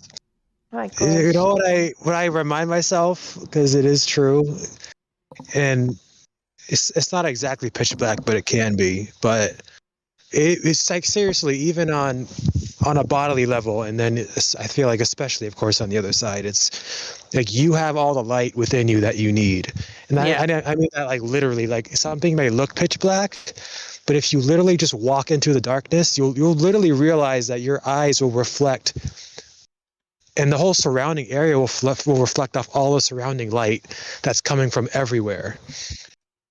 I mean everywhere, and your eyes will catch it. Like it's once you actually step into it, get over that fear. Literally, it's actually way lighter in the darkness than it seems on the outside. Than it seems like far away. But I always keep that in mind, and that's like true. It's like literally. I mean, pitch blackness, no moon, no lights. That's different. But even then, man, I mean, if something's gonna get me, come get it. You know, come get it. It is what it is at this point. I learned to be comfortable with it. You know, eventually. Right on. And it's true. There's some fun things I used to do as a kid. Like when it's pitch black, you can see little patterns because of your eyes. I don't know if it's an optic thing. I don't know, probably. You see little color patterns, and I used to follow them as a kid. Like before falling asleep in my bed, and that helped. I think when I was little, that's what I used to frighten me when I was very little. I remember we had like my mum and I must have probably been, it's my earliest, one of my earliest memories. I was probably like 2 years old. My mum and dad had their bed, but then there was another bed pushed up right next to it that was my bed. And I used to lay awake for hours. I remember the street light used to shine in through the window, so that cast a light into the room. Because then once I went into my own room, I always had a light on. But what I used to lay there watching, but I was never scared of it at that time. That what I used to lay watching, but it was just hundreds and hundreds of thousands of tiny phantom spiders that used to crawl across. They'd be going all different directions, sort of across the part where I was sleeping, down the crack in where the beds were joined, and up the other side onto my parents' bed and backwards and forwards, like that. Just it was like I used to just lay there for, as I remember being a long time when I was a very little girl watching all these spiders. But other times in my life, as I got older, I've seen like phantom spiders, but big ones running across the room at certain times. Not here where I live now. I've been here 9 years. A place where I lived in about 2010 to 2012. I saw some big, huge phantom spiders then. But the little Oh. tiny spiders that used to crawl across the beds, there was just so many of them. I used to just lay there, but I don't remember feeling scared at that age of it. I just used to lay watching them. But I never saw little ones like that again on a bed or anything like that. But my mum said that that place where we lived at that time had a lot of evil energy. It wasn't very nice. There was something not right about that house. Oh. I don't know, but I think maybe if that's what sparked off my fear of the dark, I don't know. But then ever since I always slept in my own room on my own. I always slept with a light on, always. The spiders, how did they look like? Did they look shadowy or They were smoky? like shadow spiders, yeah. They were like shadow. I call them now. I'm older. I call them phantom spiders, but they were like little shadow spiders. But there was just so many of them, and they were all running like crisscrossing each other. Like from one bed down the gap, back up the other side onto my one. Like backwards and forward. There was just the whole, as far as I could see on the bed, they were just running. And because it was like a light from the street light was cast coming in through the window, and that's what made me able to see them running around on the bed. But they weren't real. They were they were definitely not real. And then when I was older, in my late 20s, when I lived in the other house that I lived as an adult, then that's when I saw the big huge spiders, and I'd see them like they would run across the room, and then you like throw a book or something on top of it, but then when you lift up the book there's nothing there, or you shut the door quickly to try and get it so you can catch it, but it would just sort of disappear. I'd shut the door, and then it's like it went under the door, but then I opened the door quickly, there was nothing there. But sometimes there was like several of them at the same time. I don't know. Someone put in the comments on the chat for the video, on the YouTube chat I saw when I looked at it briefly, about shadow people. And I did see a shadow. They said this is common to see shadow men with top hat kind of things. I did see a shadow person as well. This is probably about 5 years ago, when my daughter used to go to a childminder near where her school was, and I didn't like that area. It's like on the edge of the city that I live in. I don't live in London. I've got probably a Londonish accent, but I live in like a northern town. And it's on the edge. The bus goes right up. It's right up near the terminus of the bus route, and there was a school quite far up there, and it's right far up a hill. And it's very creepy up there. I never liked it up there. I didn't like the atmosphere up there. I didn't like anything about it, but that's where the school was. And I'd gone up to get her one night, and it had gone dark, because it was like late. It was like winter, in like England in winter, it goes dark really early, and then it gets light quite late as well. And it was sort of 6 o'clock in the evening, because I think the childminder used to keep her till about 6:30. So I've got there at the latest possible time really I could get her. And as I was walking down the road, it was like a dead end road, we call it a cul-de-sac. And she lived near the bottom end at the dead end part, the cul-de-sac end of the road. And on the opposite side of the road to me, I looked across, and there was literally like a silhouette person, like a shadow person, a silhouette of like a human-sized person, but they were like a shadow. It wasn't an actual real human person like how we are. And I saw it, and it saw that I saw it, and it ducked down behind a car, and so that the car was hiding it. And I was scared. I didn't like that either, so I quickly rushed along, got my daughter. I went in the house, got my daughter, didn't say anything, was a bit scared, like, oh my god, we've got to get out and go back down the road again. I didn't see it again. And I've seen like I looked it up online about that, and a lot of people has had incidences where they've seen these figures, or they've even seen them in their rooms or in their houses, and they say sometimes they have red eyes. I didn't notice that it had any red eyes or anything like that, but I'd never come across the phenomena of shadow people either until that happened, and I saw it, and then I Googled like what I'd seen, and that's what came up in the results. But I did see that as well. I don't know but it obviously didn't want to be seen. Whatever it Sounds was, like it was. not... Go on. Sorry, I was going to say, sounds like it was scared of you. That's all I was going to say. Yeah. Maybe just didn't want to be seen. I don't know what it was. I really don't know. But like literally, I saw it. It was like literally on the same like stretch of the road that I was, but just the opposite side of the road, and it was only quite a narrow road, you know. And then yeah, as soon as I saw it and it realized that I saw it, it was walking quite fast. It just stuck down beside the car, and then I didn't see it, and I just quickly hurried along to where I was going. I don't like things like that. Wayne Bush's page on aliens has a lot to say about shadow people. I've heard a lot about Okay. them with paralysis cases. Oh yeah. But that was actually a dream I had, which might have been a paralysis before I was extremely lucid. I don't know. Where I was surrounded by hat men. You know, the shadow people with Surrounded by hats. them. Yeah. They had glowing white eyes, though. Oh wow. Yeah. So that like was a what? dream. Like a head? Just a head only, no body? No, they had a body. They had the hat. They were a bit like those detective hats, a bit Yes. flatter than. Yeah. So it Did was you just feel shadowy, but their frightened? eyes were glowing white, not How did red. you feel about them? Was you frightened, or did you just not I mind? Or don't remember being frightened. But I do remember the dream. So clearly it had hit me, because yeah, at the time I wasn't recording my dreams. So it was one of those things that I kept in my I head. think that's And what I later need on, to do, record dreams. yeah, Do you and write only down what you dream? yeah, now I do. But at this time I didn't. It was Okay. around 2012.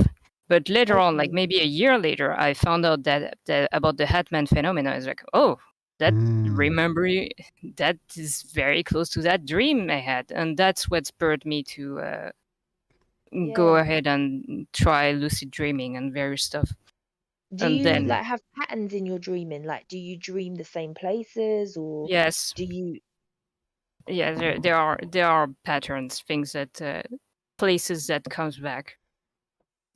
But they're kind of abstract a lot of time, but yeah, they do come back. Like I know that I've been here in this place in a different scenario when I go into dreams. Also interesting. That's my clue to my past lives too. I don't have any feeling of it in the waking moment, but my dreams, places, very familiar, and characters that are very, very familiar to me. When I wake up, I'm like, those people don't exist. That place doesn't exist. Yeah, so there's deja vu. places. Yeah. Oh, actually, I had a premonition that a premonition in dream. Like it was a completely useless premonition, but I was asleep and I dreamed of an alarm going out, and then the alarm stopped, and then the alarm really went off in real life. Oh. So, like in dreams, it would have been like 5 minutes of my dream time, but it was still before it went off. That specific alarm. So extremely pointless premonition. Still interesting though. Yeah, that's cool. Harold, I know there was something you were maybe wanting to talk about. Yeah. We were talking about astral projection earlier. I know you've been kind of working on that, so yeah. Why don't you share it's some funny of that? that you mentioned that because useless information. So I'm gonna like skip the other attempts that I had, and I'm gonna go right to the last one. I have been like getting really close to astral projecting and like being able to freely move around and all that. So right now I'm just slowly I'll become lucid in my dreams, and I'm like, oh, I'm lucid. I'm going to now try to leave my body. Like I just make the decision right there. I'm leaving my body. And okay, so the way it was so cool. It was like literally something out of what's that movie? Inception. Like it just looked so cool the way it all went down. I'm gonna try and explain this like as best as I can, but first it basically started off as a nightmare. I was running away from a monster, blah blah blah, and I was like getting tired from running from it. And then I was like, wait a second, I'm lucid, I'm dreaming, and I'm like, I just stopped everything. I paused the nightmare basically, and I'm like, I'm gonna leave my body now. And so I started to just and use intention, I guess, to leave my body. And I started like basically, so I was standing up in my dream and I was looking at a mirror directly in front of me. I could almost explain this better visually because it's kind of hard to explain, but I'm looking at the mirror in front of me, standing up, and then slowly I start lifting out of my body, and I'm just like floating, but my body is not moving in the mirror, if that makes sense, but I could feel myself rising. Yeah. So as I start rising, I can see in the mirror my reflection from the bottom of the mirror started rising. Like my body was floating, but it was upside down. Oh, wow. So I was going out of my body upwards. Okay, but I was upside down, if that makes sense. So if I'm looking at myself in the mirror, my body was upside down.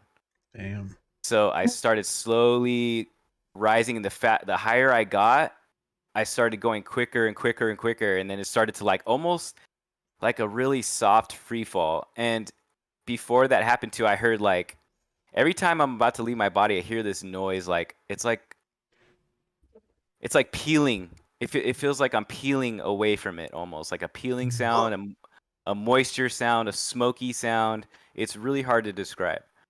But I'm peeling away, and the further I get away from my body, the faster I start moving, and then I'm gone. Then I'm like, I'm free. I'm floating around. I'm like, oh, okay, I'm projecting. Here we go.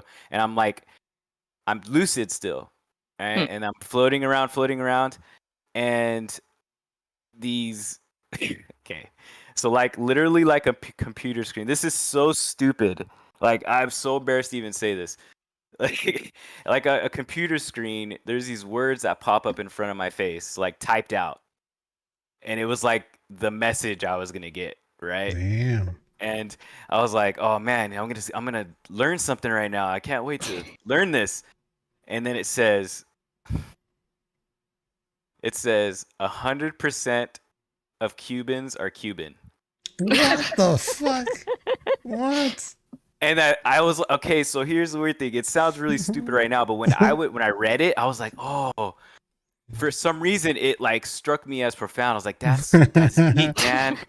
That's so deep. And then like I ended up waking up like right after that, and I woke up in real life, and I was like, I sat there for a second, and I'm like, and I just started busting up. I'm like, what was that? Like, what? So clearly I feel like I was being distracted. Like I'm just being messed with. Yeah, I can feel that. Did you have any weird synchronicity? Like Did you have any weird synchronicity or anything, or something pop up in waking life? No, not at all. It was just that stupid message that I even Googled it. I'm like, what does that mean? Like, what? And well, that honestly, that kind of I'm not saying I know anything, but that kind of resonates. If I'm telling the truth with you, dude. Really? That there's people have stated it. Some people have like talked about it. It's like a symbology that's after the light symbology that we see, the sun symbology that we see, in day to day, whatever. If you know what I'm talking about, there's this cube symbology. I don't know if you guys know what I'm talking about. Oh yeah, black cube. Yeah. Saturn.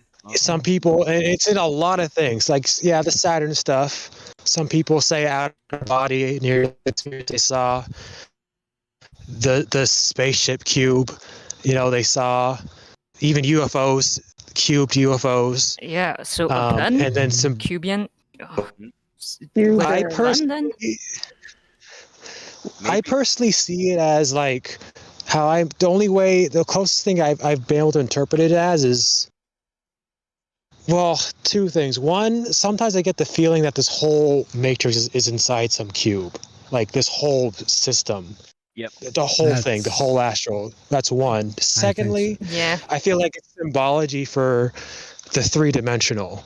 Like it's like the logo of this whole place is like the cube. Oh my god. That's a really good point. As far as I've gotten, but I don't know. I don't know what it. Because when you say Cubans are 100% Cuban, what Cubans are 100% Cuban? Oh my god! It's like it's saying that like.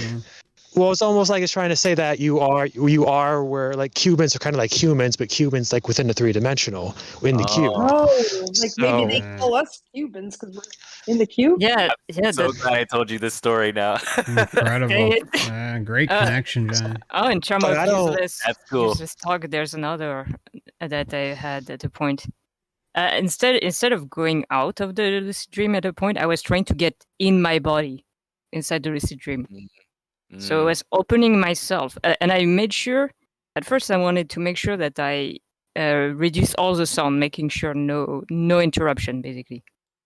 Like I declared that, so to speak, and I was opening myself. Like it's just darkness when you open the inside, and I had a voice then that was saying like, because I was basically saying, yeah, I want to know something. I want to know. And then there was a voice, an excited voice that said, yes, they want to know. And she said, they want to know if you are in front, like in front of something. It was in French, but you know. And that voice completely broke my my immersion because I knew that voice. I'd heard that voice before. I don't know how to explain that. I'd heard that sentence in previous dreams. But not with the yes, they want to know, but they want to know if you're in front. The sentence is they want to know if you're in front? Yeah. Wow. Yeah, it was weird. But yeah, for the distraction stuff from that's basically what that was.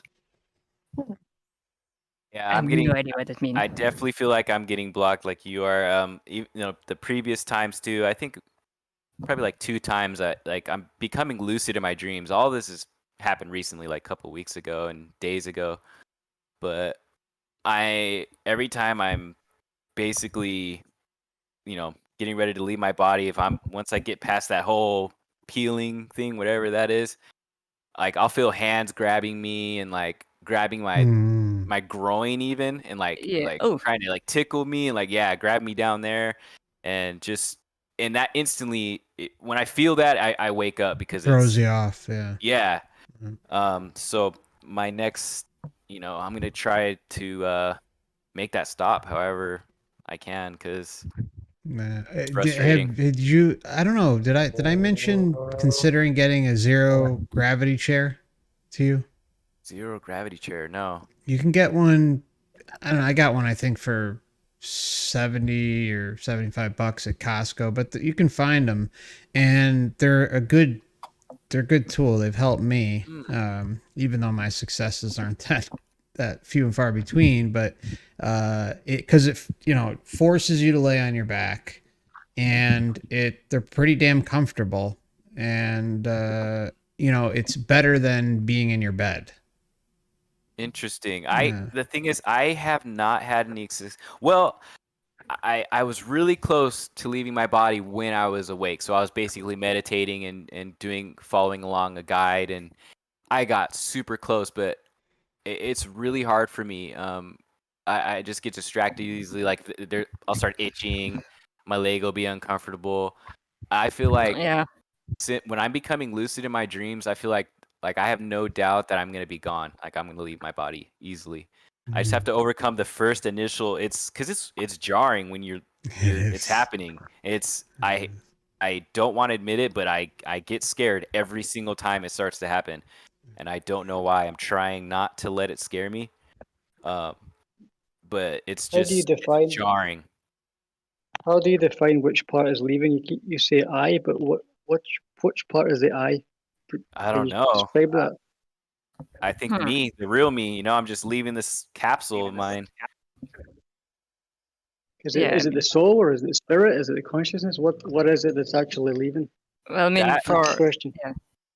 That I don't know. I couldn't tell you. I don't know how to separate the two. I just know who I am.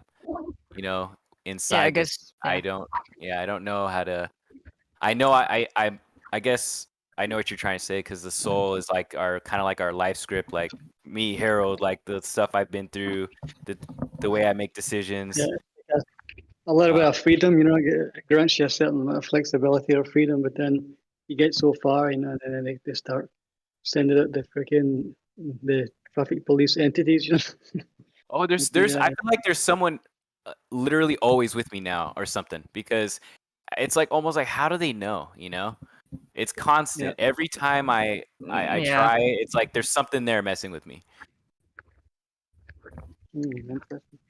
Well, we know there's technology on the other side somehow. So, I mean, there's like monitors in a hospital that tells a doctor from way out that someone's not breathing, the blood is, blood clot bleeding out. So, I mean, who knows, man? There's anything on the table. Yep. Anything.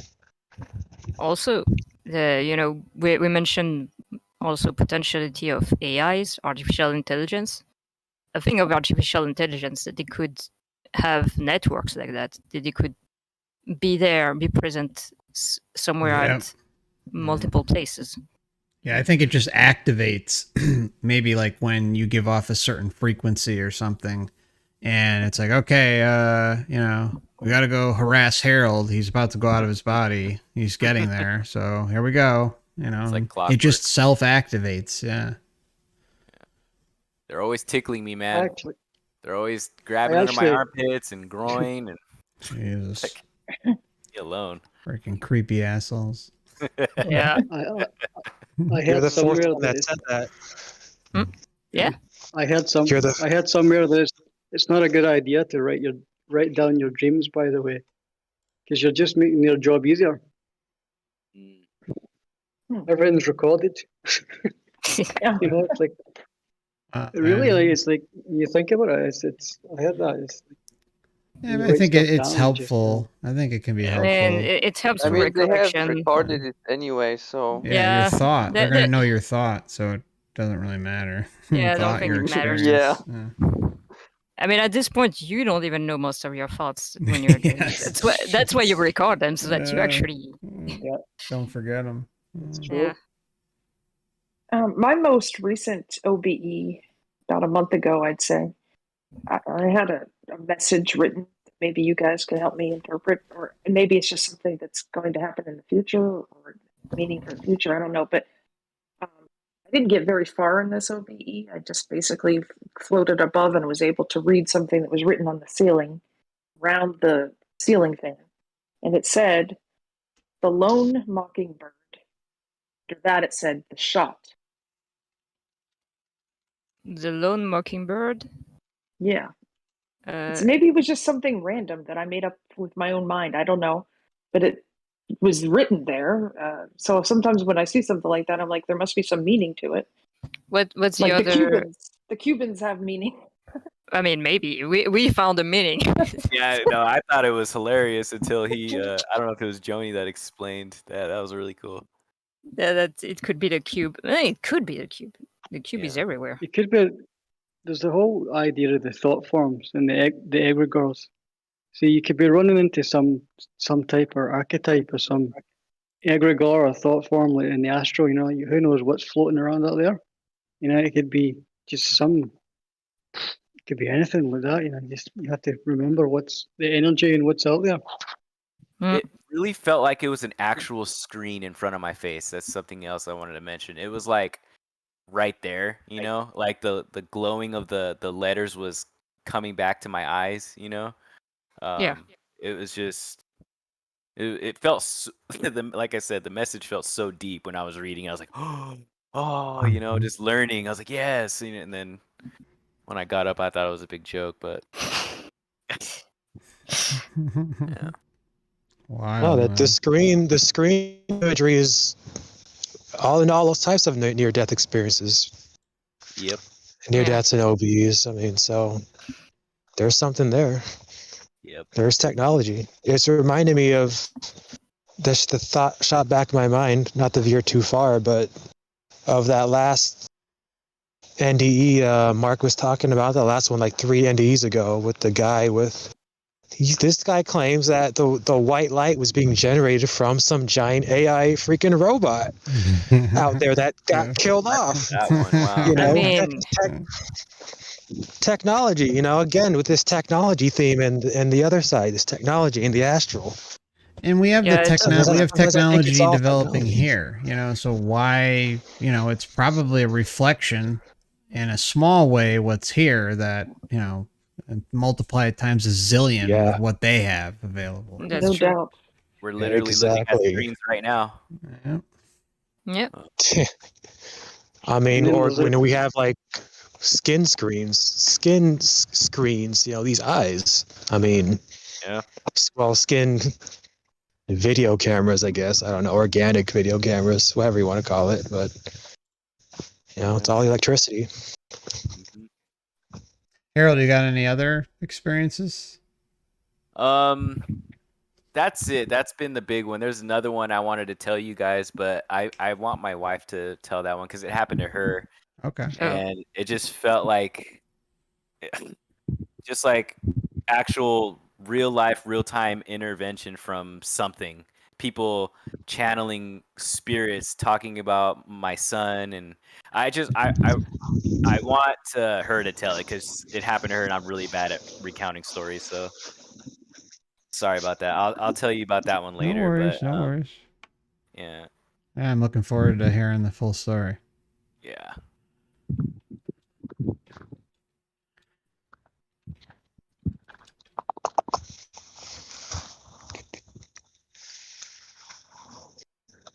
But it is interesting to compare notes so that we can figure out better how to, you know, bypass these programs potentially. Oh yeah.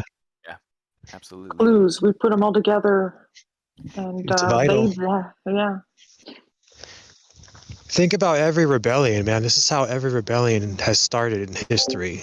You know, it's people from across the way getting together and just talking out. First of all, getting the idea, getting the willpower, and making a plan.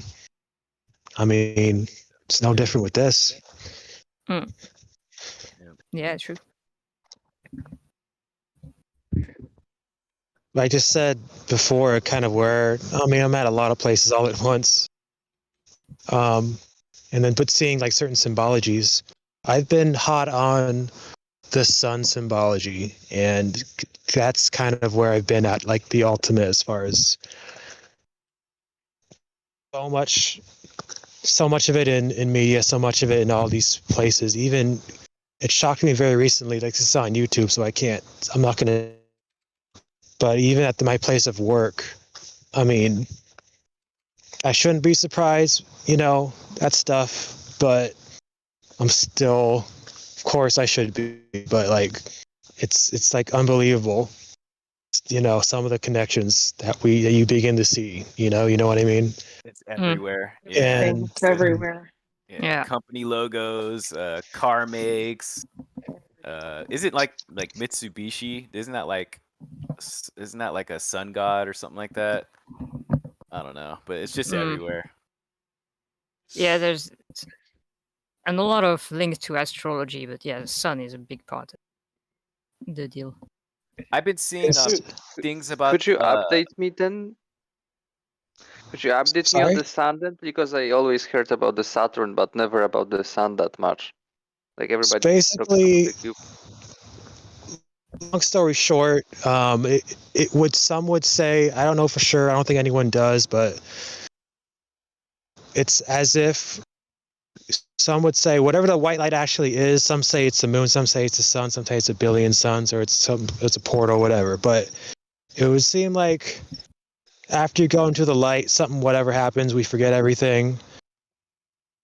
And it's almost like people believe we're being fed back into the sun.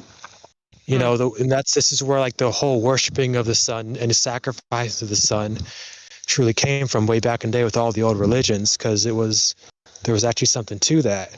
And judging from a lot of these NDEs and what people are remembering, there's something just about the sun that we might being fed back into the sun and then portaled back down to earth.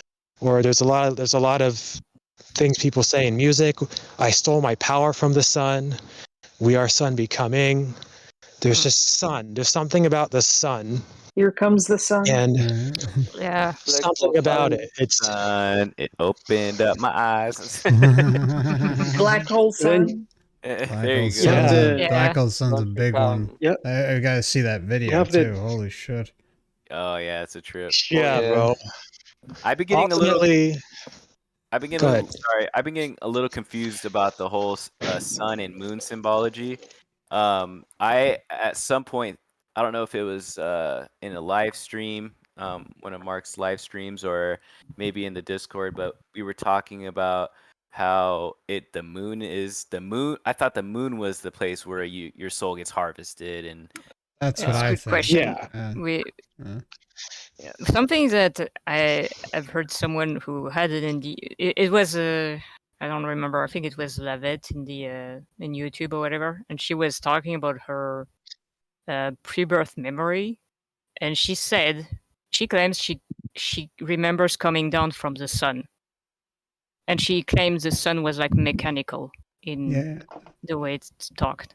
I think, basically you look at the sun gives life and sun giveth, moon taketh. That's always kind of how I looked at it. Yeah. And maybe that's the whole, those two, sometimes they make the difference between the gold light and the white light. Maybe it's simply the sun and moon. Maybe it's just that. And both of them are not the good idea to go. Isn't there a demiurge connection there as well? Because like they talk about the sun being symbol of the lion, right? Yeah. And the demiurge thing being the lion and the serpent thing, and then the sun does that Analema thing in the sky, like the dragon, the infinity thing, the shape of the dragon. Yeah, possibly. And also the sun, sun is also connected to the lion and the demiurge. Yes. Big one, yes. Yeah. Duality.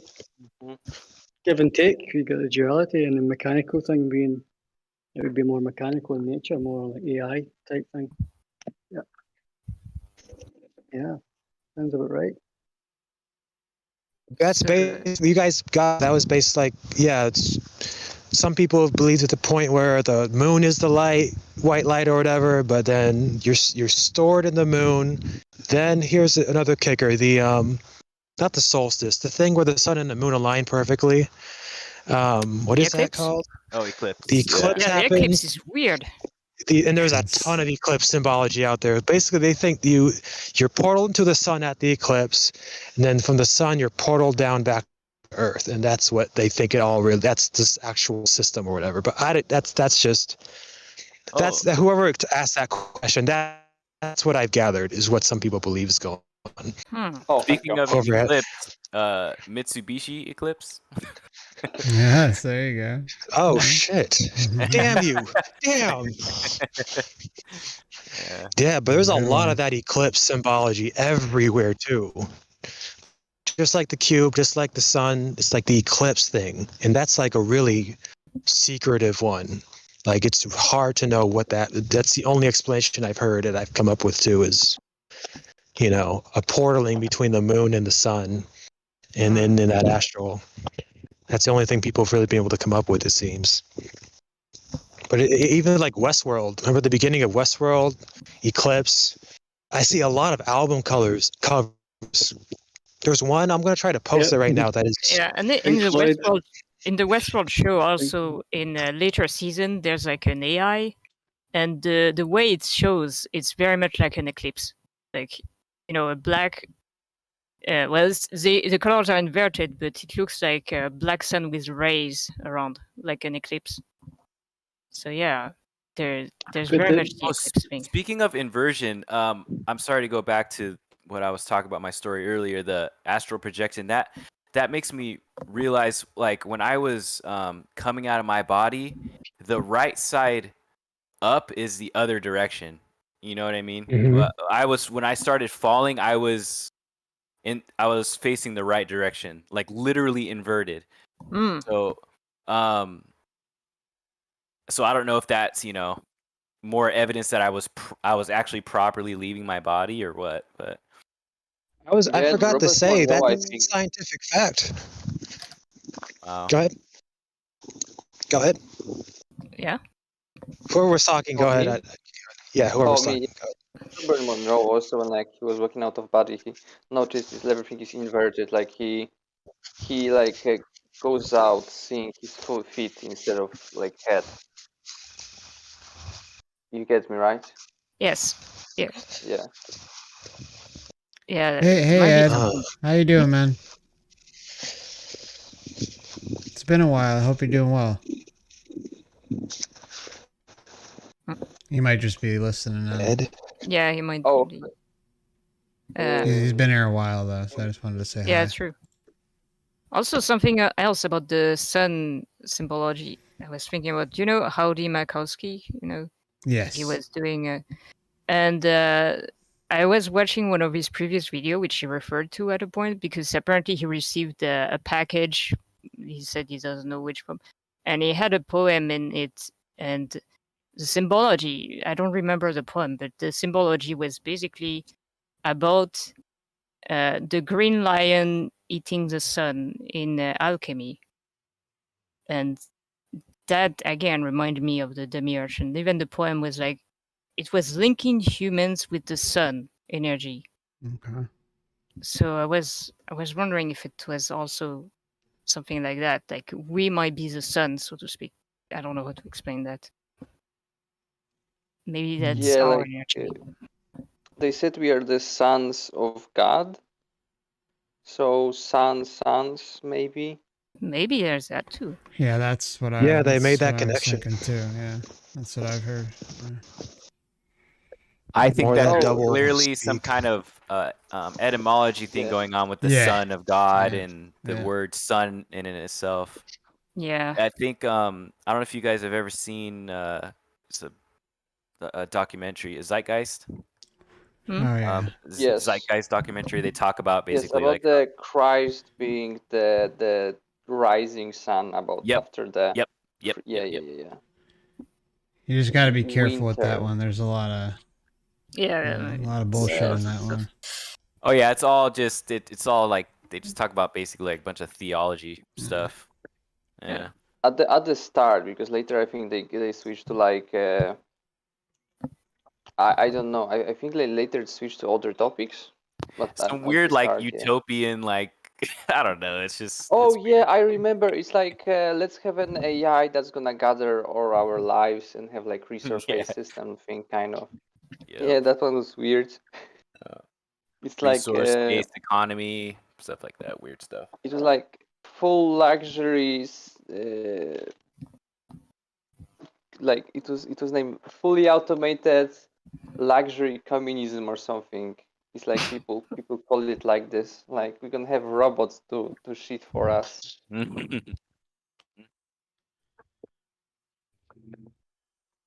Oh, Mark, you said hello to somebody. Was it me? Saying that. Well, hello to you, of course, Vril. It's good to have thank you. Thank you. I was. No, talk please. No, I just wanted to say hello to Ed as well, because Ed's been in here for a while. Oh. I know he unmuted for a minute, and then I think he's mostly listening now, but... Anyways, Ed, feel free to jump in if you'd like at some point.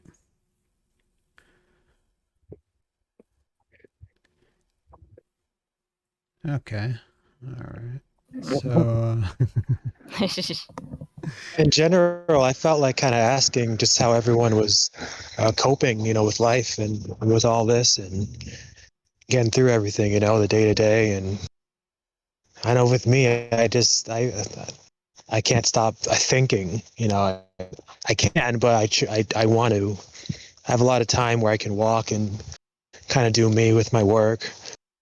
And yeah, I have to think about it. I have to. It just seems like I want to think about what's worth thinking about. Yeah. What it's really all about, being happy. There's two battlefields. There's a battlefield outside the whole world, and then there's the mind itself is a battlefield. That's so well said. It is. It's so just, well true. Fighting the dragon, it's. I've turned off the outside world personally. Like I'm just over it. I'm just focusing on myself and my family. That's it.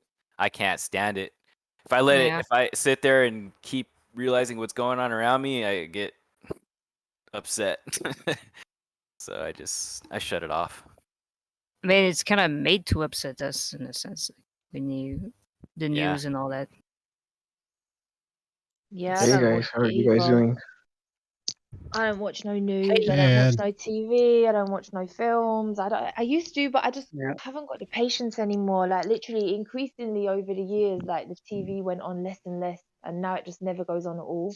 I look at things I want to look at on the YouTube, but only unless I'm seeking out what I want to look at, or something comes on, or I've found something online like I want to look at. But other than that, like there's no reality TV. I used to always watch that nonsense reality TV years ago, and soaps and all this kind of rubbish.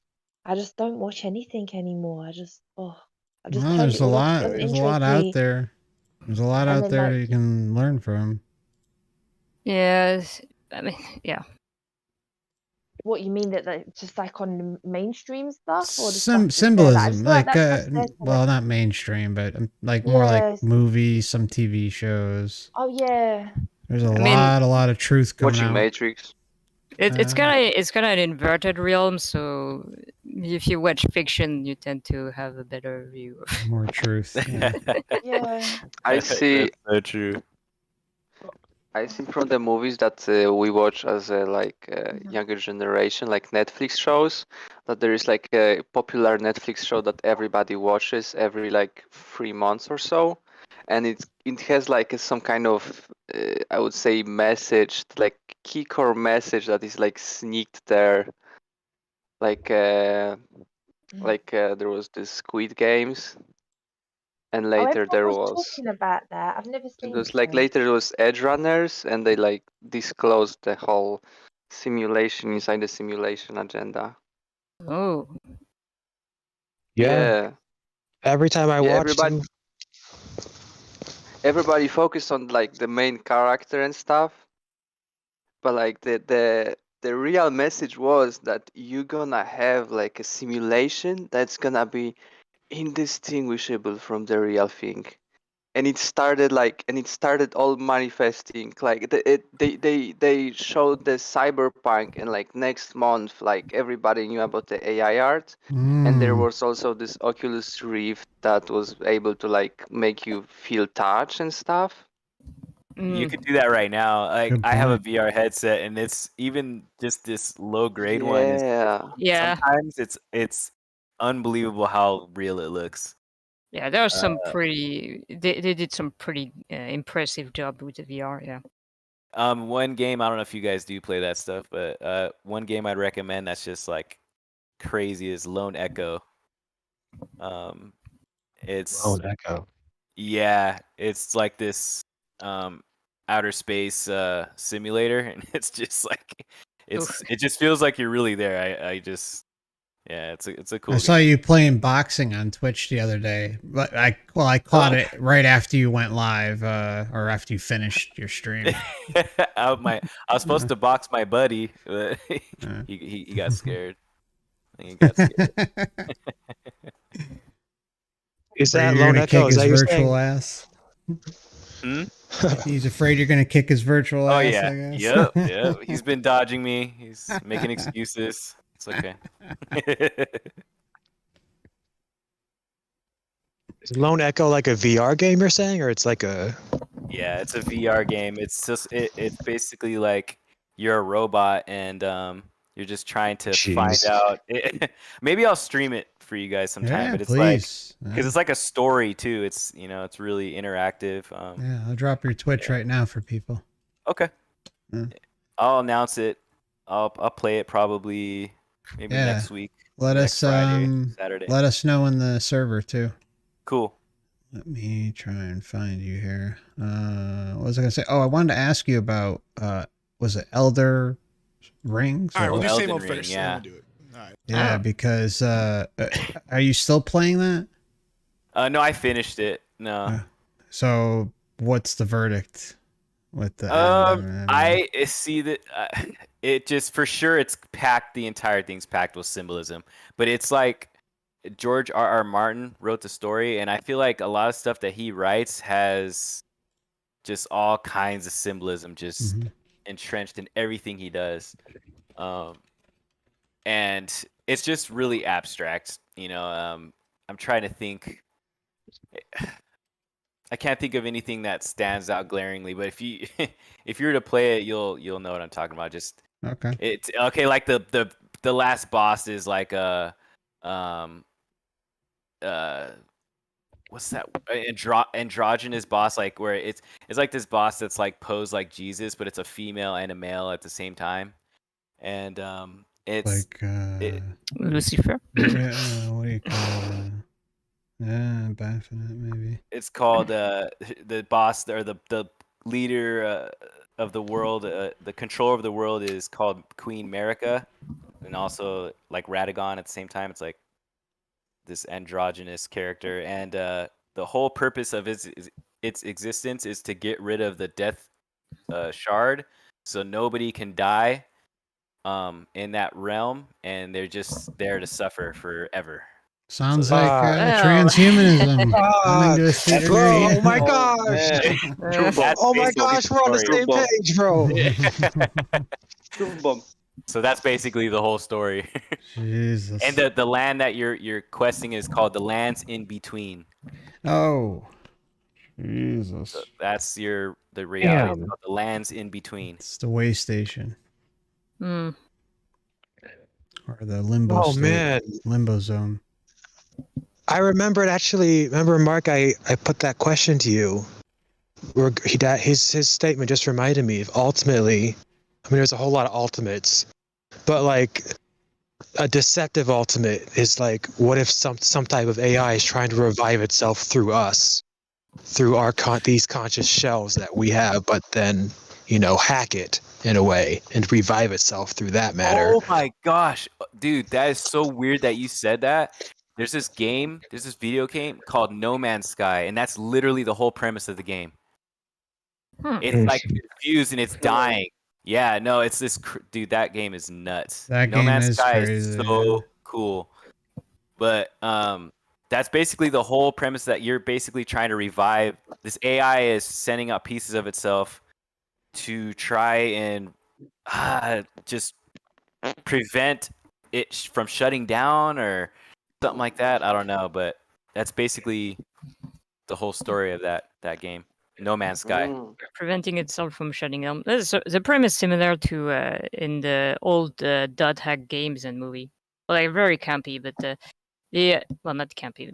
They're old. They're very dated. But the premise is that an AI that was made to nurture a better AI realizes that once her purpose is fulfilled, she will die. So she stunts the previous AI using the player, basically torturing the player so that they can, in turn, stunt the true AI's growth. That reminds me of that. It's coming together. Oh man. That is quite interesting you say that, because there is some evidence that definitely points to the whole idea that humans, we're a new addition type thing, and before us, when we look at all these pictures and all the ancient photographs and the stories, that they were more AI than they were human back then. So AIs came before human, or at least the AI type thing. You know, like get like the Transformers idea, that whole thing where they tried to. I think it makes sense too, because you know, I mean, clearly they this vessel, this meat suit was created for what it was created for. Yeah, which is not anything good. I think it's a creation of the system too. And I think we kind of mentioned it in the chat, but when you look at some stories in the Bible and even Prometheus and all that, there's always this idea of God's actually kind of being a bit afraid of humans when you look at that, because even like eating the tree from the tree of good and evil, their immediate thought is like, oh, we can't have them eat from the tree of life, which would grant them the same power as us, so we cast them out. And then there's the same thing with the Tower of Babel thing, which is we can't have them reach the sky, so we have to So there's Sure. always this idea of fearing human. I think even Dan from Overwatch made a video on that where he was like, what if all those stories about AIs rebelling against humanity are in fact a story about humans, gods fearing humans, so to speak, God, quote unquote, basically fearing that their creation would surpass them. Turn on them, man. I think that's why they do the resets. I'm pretty convinced of that. They only allow us to evolve so far. That would make sense. And then they just boom, memory wipe, reset, rinse and repeat. So yeah.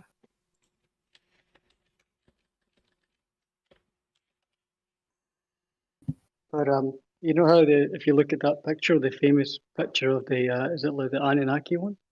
You know, like there's like two standing side by side, like the fish god thing, and the one's holding the basket, like the pineal gland.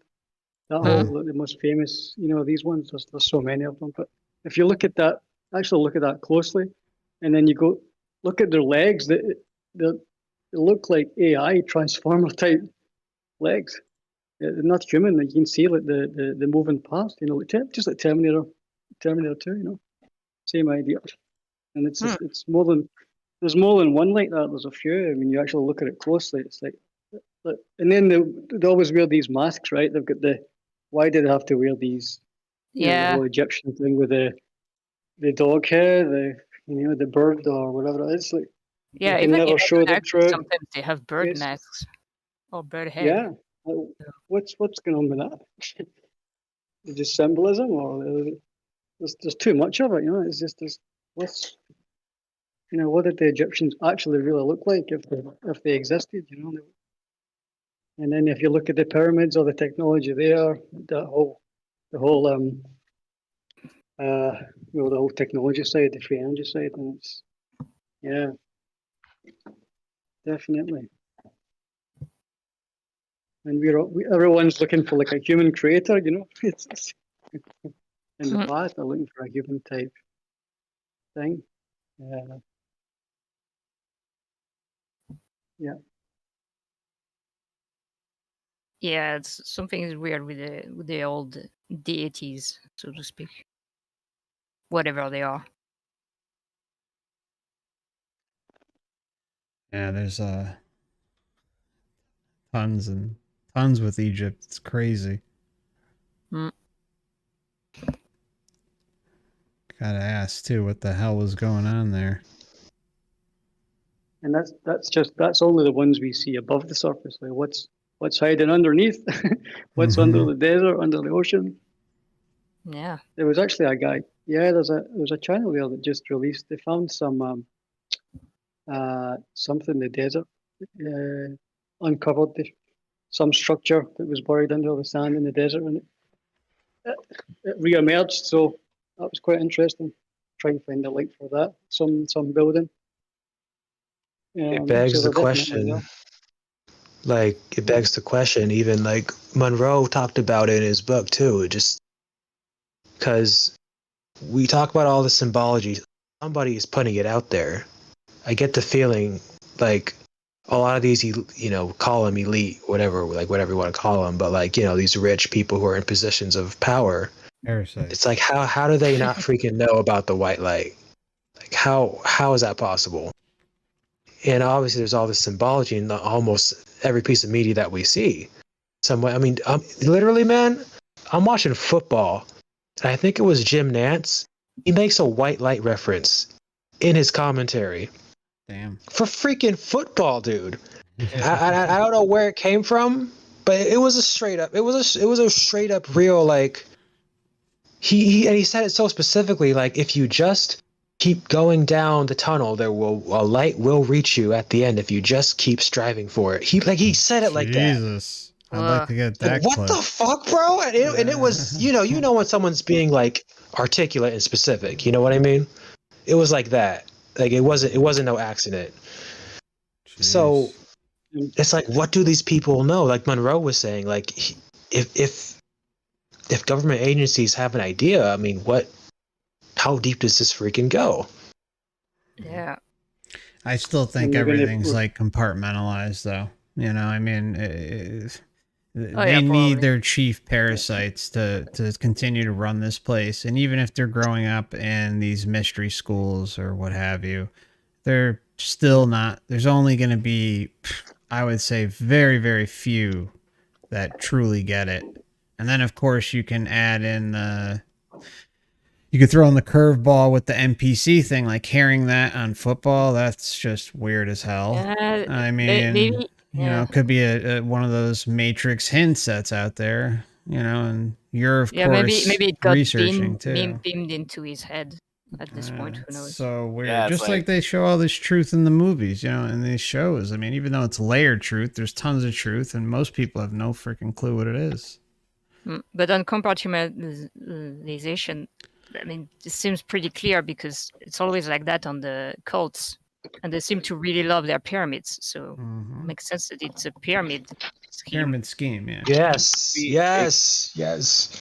It could be that they're actually like, you know, in the know, or they're just, you know, channeling things that are, you know, yeah, inspiring just saying them to write shit. this shit. Because I feel like there's so much of it. It's like, I mean, they can't all be in the know. It's like, no, you know, I feel like, you know, again, they're just channeling this information. Like you hear like famous musicians are like, oh, something, when I go on stage, something comes over my body and I you know, something comes over me and I change, or it's not me out there. They even have nicknames for these things. Yeah, and they had to go through rituals to invite them in, like we mentioned. So yeah, maybe they're just possessed. Yep, like, possession. The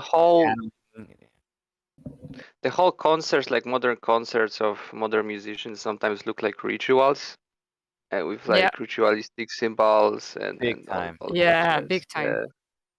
Look at that last concert that one rapper had, and all those people. Like it just looks like a scene from a horror movie, man. Yeah, that was that's crazy. The Astro Worlds. Oh my god, that's Astro Worlds. Yeah. Oh shit, yeah. That's a massive rabbit hole. Yeah, look at it. I mean, it was clearly on purpose, you know? Like there's you can't even debate that shit. The guy's literally wearing a shirt with a portal of people going through a portal, you know? The whole stage was shaped like a portal. You know? They pack these people in there like sardines, and it's like this stupid like degenerate music, and they're just like you know, it's just getting all hyped up. And makes you think about the borders as well. If you think of the countries, right? And we was talking earlier about the someone in the room, like the location, you know, like the ghost thing in the room or whatever. If you think of the borders, what's the story with it? Why are they so heavily protected? What is it? And why do they call it like an airport, or you go to the gate and terminal? Yeah. Is there something that these borders? I mean, if you think of like even the UK, so you've got the Green Witch. Oh yeah, hilarious. Greenwich Mean Time. The Green Witch. You're talking about the YouTuber, right? Oh yeah. I have a family member who watches her. It's the same idea with these whole water treatment plant things. You know, like they put things in an area where you'd be the last place you think of. Like, you know, like golf courses or like you know, like rubbish tip sites, landfills. Like they always put it. There's obviously something about these places where universities, air bases, but the borders are definitely like, why are they? What's the deal with them? Why are they so in that specific location? And then you get the parallel lines, like the third degree, ley line things. You know, there's something in that. You know, there's definitely a reason. It could be portals or gates there that are in a certain area. I mean, if you think of the UK itself, with the size of that country and the number of air bases and military bases compared to the size of the country is crazy. Tiny country, but yeah, there's hundreds of these bases. You know? I think props. Then you get the crop circle thing. I don't want to start getting into that, but yeah. So the airports in Great Britain. The airports in Great Britain are like hella Masonic. Like when you enter there, I felt like dehumanized. Like I feel like a kettle, like really, because they have like these gates, like the small little cages that you go to like scan your passport, right? And it's like everything is automated, and they have like a gate that is the same as like the cage for sheep. Like the door opens the same way. Oh yeah.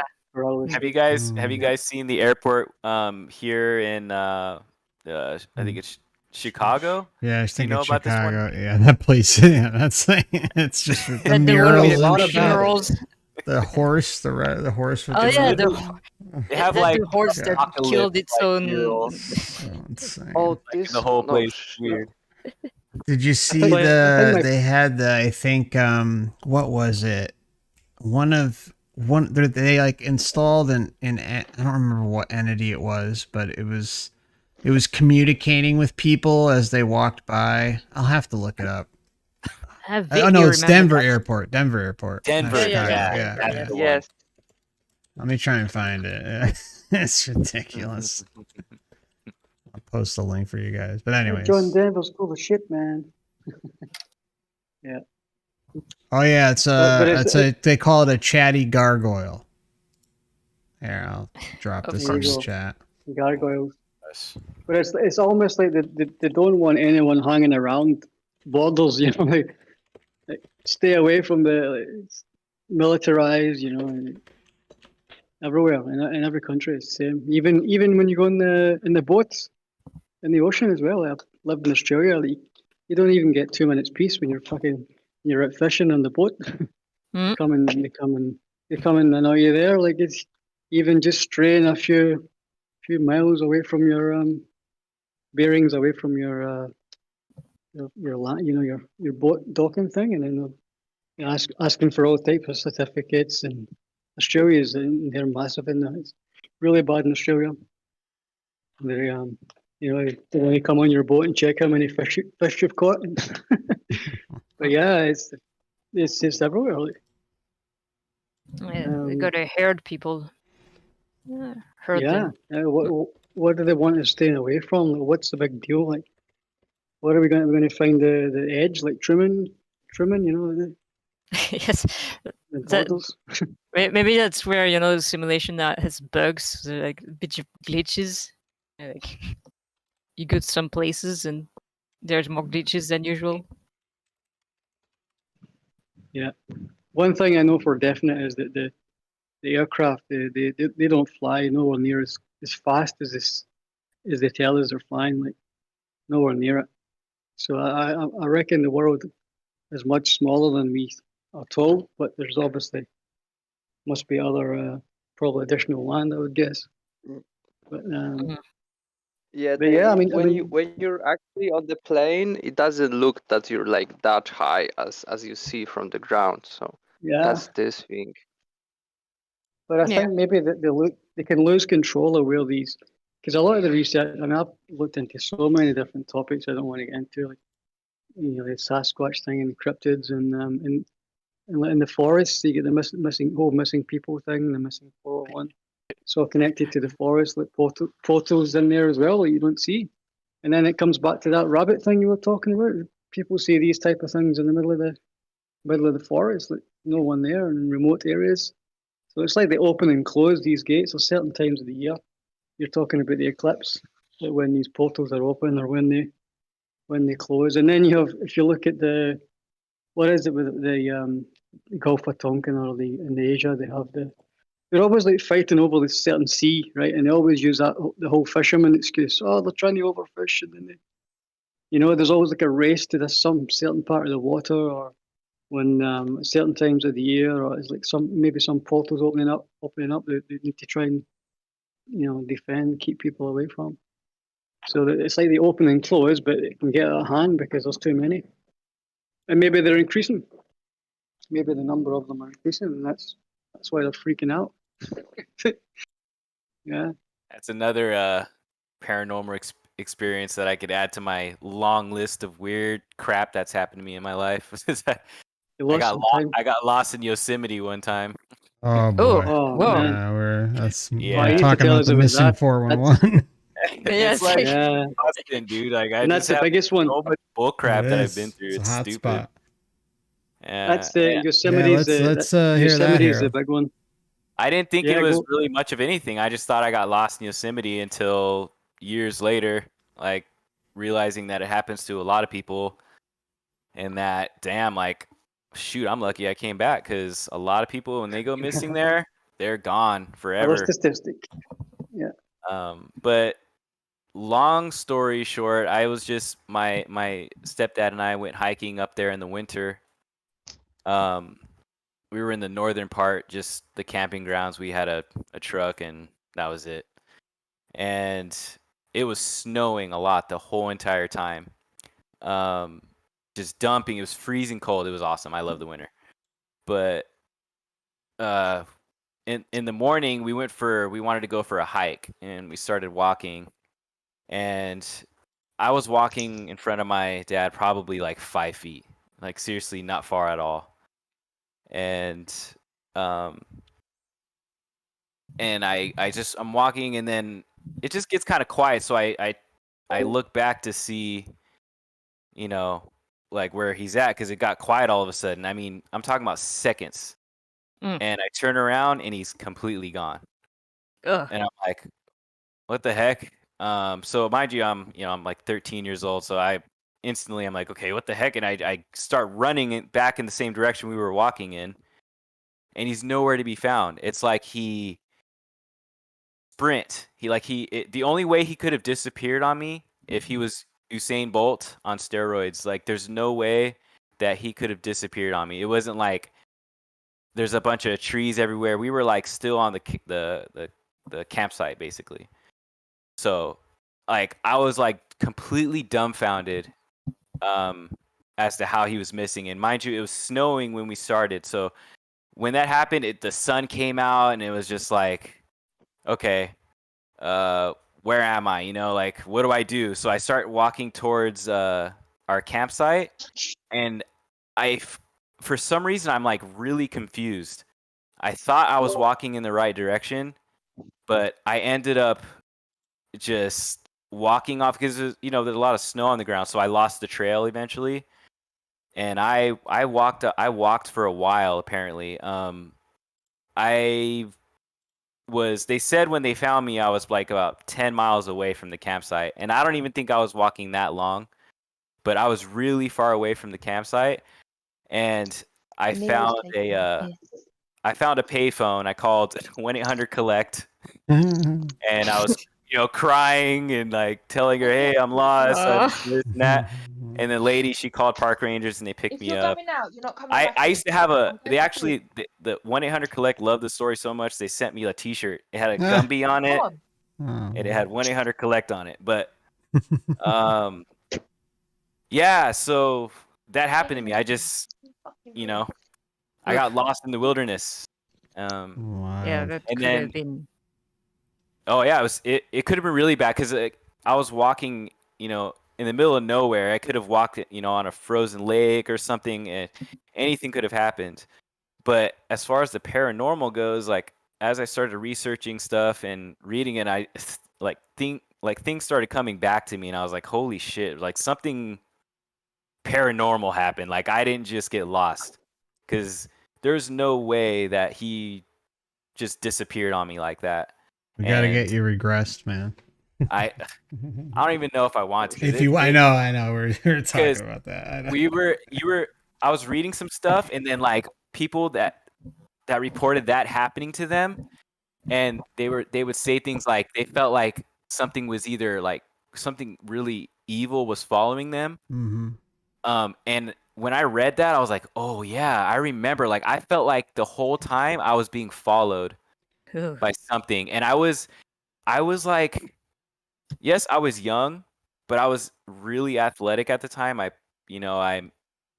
always played like really high level sports, so I was in shape, strong, and I have a pretty good mind about me, right? But I was confused. Like I felt like lost and like dazed and just like and then when I was reading those other cases, a lot of people reported the same thing. They just felt like they were being followed, and they felt like they were like dreaming almost, like just kind of like, you know, delirious, I guess. And It's that's a infrasound. symptom that I remembered. You can use it in just infrasound. So they put infrasound through the, and it affects your mind. That's what they normally report. Oh yeah, maybe. Some people, yeah, it's they've recorded it. It's like people get nausea and even like some really strange symptoms. Yeah. It's probably a good thing prior to birth you told them that you didn't want to experience anything with things that eats humans. Torture? Oh, I told them no way. Yeah, that's right. Like, anything could have happened. I could have been, you know, it's just so scary that happened. And so I'm planning on going back there though. Yeah, I know. You told me that. It seems like every topic always ends up leading to this topic. It doesn't matter what you look at, or you always come full circle. You come back to, you know, with the missing time thing, and because it has that correlation with the sleep paralysis thing as well. You know, that fear thing, the missing time, you can't losing control. You know, well, heavy correlation to the abductions. I mean, it's all about missing time there, especially the 411 and how that relates to that. I mean, it's just so bizarre, man. When I was telling Mark about this in chat, I was just like, why me? Like, I feel like all this weird stuff has happened to me in my life. Like, I have stories for days. Like, every time you guys talk about something, like you guys were talking about shadow people earlier. I was like, yep, I've seen tons of shadow people. Like when I was probably maybe like in high school, the scariest shadow person I've ever seen basically pulled me up out of my bed and was face to face with me and was like cackling at me and like the scariest sounding laugh you've ever heard in your life. Like, it was evil, pure fucking evil. It pulled me up out of my bed. Like, I was sitting up in my bed and this thing was face to face with me. So Jesus, I've experienced a lot of weird shit growing up. So it's targeted. I mean, it's obviously some who are targeted. And by the way, anyone who's listening and not familiar, Harold came on the channel and shared his pre-birth memories. That's a must listen, in my opinion. Anyone who's new to the channel or hasn't already seen it. But that's what I'm saying before. Sorry, but before about the location. You know, like somehow these things are like tied to a certain geographic, you know, and electromagnetic anomaly at that specific location, and you know, that's why they guard these places so much. So you could just be unlucky. I think they open and close at certain times, and you could just. I mean, people have just vanished like it's thin air. You know, it's strange. I don't think they're all abductions. Yeah, something that comes up also is the phase of the moon for some reason. I think I've seen something like full moon and new moon where most activities happens. That's true. I don't know why. They say that. They say like when it's a full moon out, like if you're a lot of first responders, they say when it's a full moon, there's a lot of activity usually. Yeah, hospitals get It does make you wonder about the crime eclipse goes too. up. What's going on during the eclipse then? You see, this thing's so common. Most people don't know about it. There's even this whole channels dedicated to this, and there's people that actually live. Their house is in one of these areas. You know, things coming in. Or you've probably heard of that Skinwalker Ranch. It's probably the most famous one. But it's just like normal people have got the border of their house or whatever, and or near these areas, and they always see no end of different stuff happening, weird stuff, and you know, and then they end up selling the property or moving out, and you know, people question why is this house so cheap? Well, it's fine, you'll be fine. Yeah, true. Just so you guys know, we got about maybe 10 more minutes, so if any of you guys want to put any closing thoughts, anything you maybe wanted to say that you didn't say, be a good time. It's almost 2 in the morning. Thank you guys for hearing my crazy ass stories. I have a bunch of stories for days. Yeah, we very. should do more of these. I think we should talk a little bit more frequent. Yeah, it's been Try a and get while our since we had a group definitely. talk. When you were saying you was in that forest, did you say that like suddenly everything changed, like it went like Silent. light? Yeah. Yes, it just Maybe. got eerily quiet. You Yeah, know, there was normal nature sounds. All of a sudden, it was just quiet. So I was like, okay. It just made me want to like look back to see, like I don't hear my stepdad's footsteps anymore, and I look back and he's just gone. Until for years, I'm like, you ditched me, huh? Like for the longest time, like you played a trick on me, huh? Like, because there's no way. Nope. Because I turned around and I'm way faster than he is. Okay, like if he's gonna run, I was running back in that same direction. I was running fast, and he was gone, nowhere to be found. As a matter of fact, I didn't see anybody, and there was a lot of people out there hiking too. It was just me. I was all alone, and it was so silent. Everything was Like a so vacuum. quiet. Yeah. So you're in a vacuum or Maybe something. you had and- some Yeah. kind of like time slip or something. Yeah, I don't know what people think about perception that, but change for sure. like I Missing know time. that they say about time all running parallel, like past, present, future, everything is all Yeah. actually running. I Like- wish I had had it all jotted down, like time and like what time we left, what time I was found, how many miles I was, and how far I walked, all that stuff. I wish I can figure that. That's kind of why I want to go there. I want to go up there and Were retrace the my police steps. contacted at all, or was it just the Rangers? Oh, the Rangers, and you know how they are. You're not gonna just get shit from them. I remember talking to the ranger. By the way, before this happened, I wanted to be a park ranger so bad. Like, I loved it. And after that happened to me, and I talked to the park ranger, he was like just dead silent to me. I was like, I was scared, confused. Nothing. He didn't say anything to me. He's like, yeah, we're taking your dad. It was just nothing. It's not the first time he's heard that. Yeah, exactly. Yep. Yeah, they've got non-disclosure things just the same as that. But it is other interesting guy. that you wanted to be a park ranger before your experience. It's like, Yep. I don't want to say live script, but it's like could be. Maybe you got steered. Maybe not the script, but you got steered somewhere away from it, huh? Yeah. Interesting. Oh, yeah. I've gone. Sorry, I've been to Yosemite so many times growing up. So like, yeah, I loved watching them work, and they get to work with animals and stuff. So I was like, heck yeah, it looks like a cool job. But after that happened to me, no, I was done. Not going there. No, I'm good. The one thing I think, if I remember correctly, what's his name? David Politis. He was trying to get Yosemite's files through Freedom of Information Act, and I think they said it would cost over $1 million or something, to get them from all these missing persons reports and stuff. So it's absurd.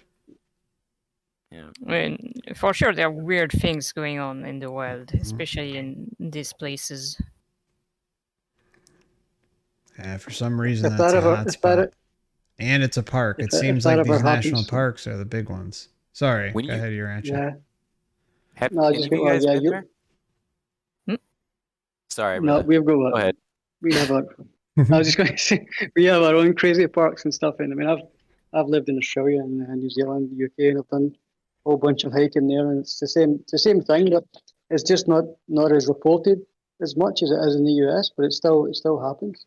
Yeah. I forget what I was going to say there now. Yeah, we don't really hear a lot. Are you from Scotland? Sorry, are you from Scotland? Yes. I thought, I thought your accent. You lived in New Zealand. I don't know if you noticed, like in England, we don't really hear accounts of those kind of countries. We just hear like America, England. We don't really hear about a lot of European countries or like other places like Australia, even New Zealand, those kind of Canada. We don't hear anything about those places particularly, do we? I can walk in the dark in my forest and like nothing's happening. Like it's like the best thing in the world, but it's safe here in Europe. Whereabouts are you? In Eastern Europe. Okay. Yeah. Are you talking about like there's not a lot of NDEs happening in other parts of the world? Is that what you're saying? No, I'm Or talking No, about no. like I say like no people for going 1 missing, month, you mean? no For where he, subduings, like no UFOs, no ghosts. yeah, for where he Okay. is, Weird it's cryptids. okay. There's not really any strange phenomena, and there's not like No, no, no. disappearing Like people or. nothing Well, like this. guys, I know it does happen around the world. I just don't Yeah. think it's as well documented. I know there were some cases that I Yeah. was going through in Europe that were by water. I think Yeah, Urantia basically said it. It's probably a matter of place. So some places will be fine. There'll be nothing, and some places will have. I think If that there's ever one happens spot. to anyone, Yeah, weird Think spot. of that girl, you know, and one of the experiences that Mark reviewed, it was called like Nightmares on Nightmares or something. It was a young girl. She took some plant. She'd eaten some seeds oh from a yeah, plant, the and then German she went, German girl, and then she went into the forest all night and was having all these like experiences and seeing all these things like and entities there in the forest all night. And I remember thinking, oh my God, like you was in the forest all night. Like that's kind of like an alien thing for me. Like I couldn't imagine being anywhere worse. Like if I think of like the woods here, I don't know. It's not a very welcoming, nice place to want to go, and definitely just like spend a night out there. It seems a bit dangerous. But that the guy what's just said that where he is in the world in Eastern Europe that it's quite safe. It's very safe. Maybe it was like that kind of forest. It's not my concept of what I perceive a forest to be. But we don't really hear about those places. Yeah, the missing the missing time thing is the missing time is one of the most perplexing subjects because it's so hard to document because people don't remember all the because it always comes along goes hand in hand with the mind wipe thing and like, it's just bizarre. It's like confused kind of and miss it, don't they? Sorry. yeah. Well, I've had it happen to myself, but that's another story for next time. But yeah, I have I was one just as well that I could share for another time. I won't really go there now, but I have one when I was young as well, where I don't know what happened. It was a lot of hours had passed from daylight to the night time. Oof. I will say if that does happen to anyone, an unlikely event, but if you're ever in an area of the forest, don't go anywhere. Don't run. Don't move. Just stay in the one place, because then that's when it gets messed up because people try and find they maybe think they're lost and they try and backtrack, or they end up going around in circles, or they just end up in a totally different area.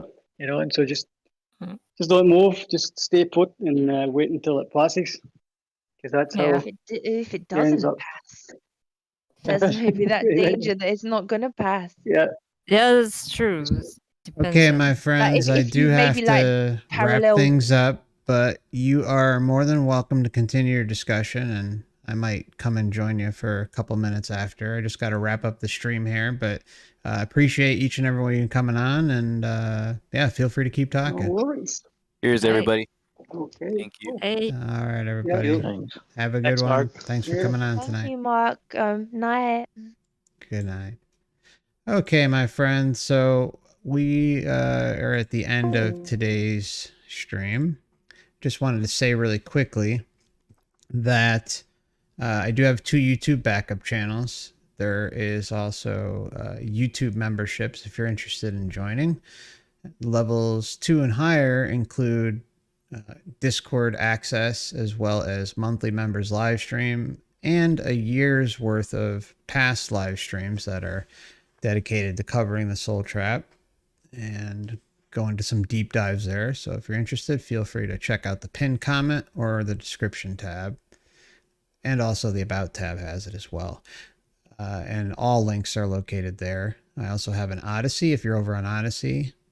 Oftentimes I'm multi-streaming over there, sometimes on Twitch and Rumble as well. And Instagram, Twitter. If you want some notifications, I just open up a Facebook. I don't really use it that often, but it's there. as a backup.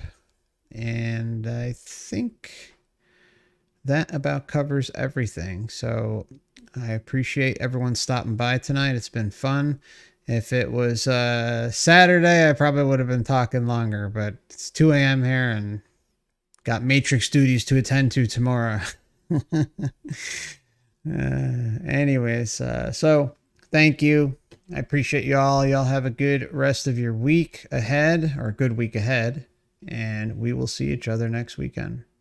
Thanks so much. Oh, by the way, the next member stream is going to be on Sunday, the 30th at 5 p.m. Eastern time. So that is the next one for anyone out there who's already a member. Thanks again, and we'll see you soon. Take care of yourselves.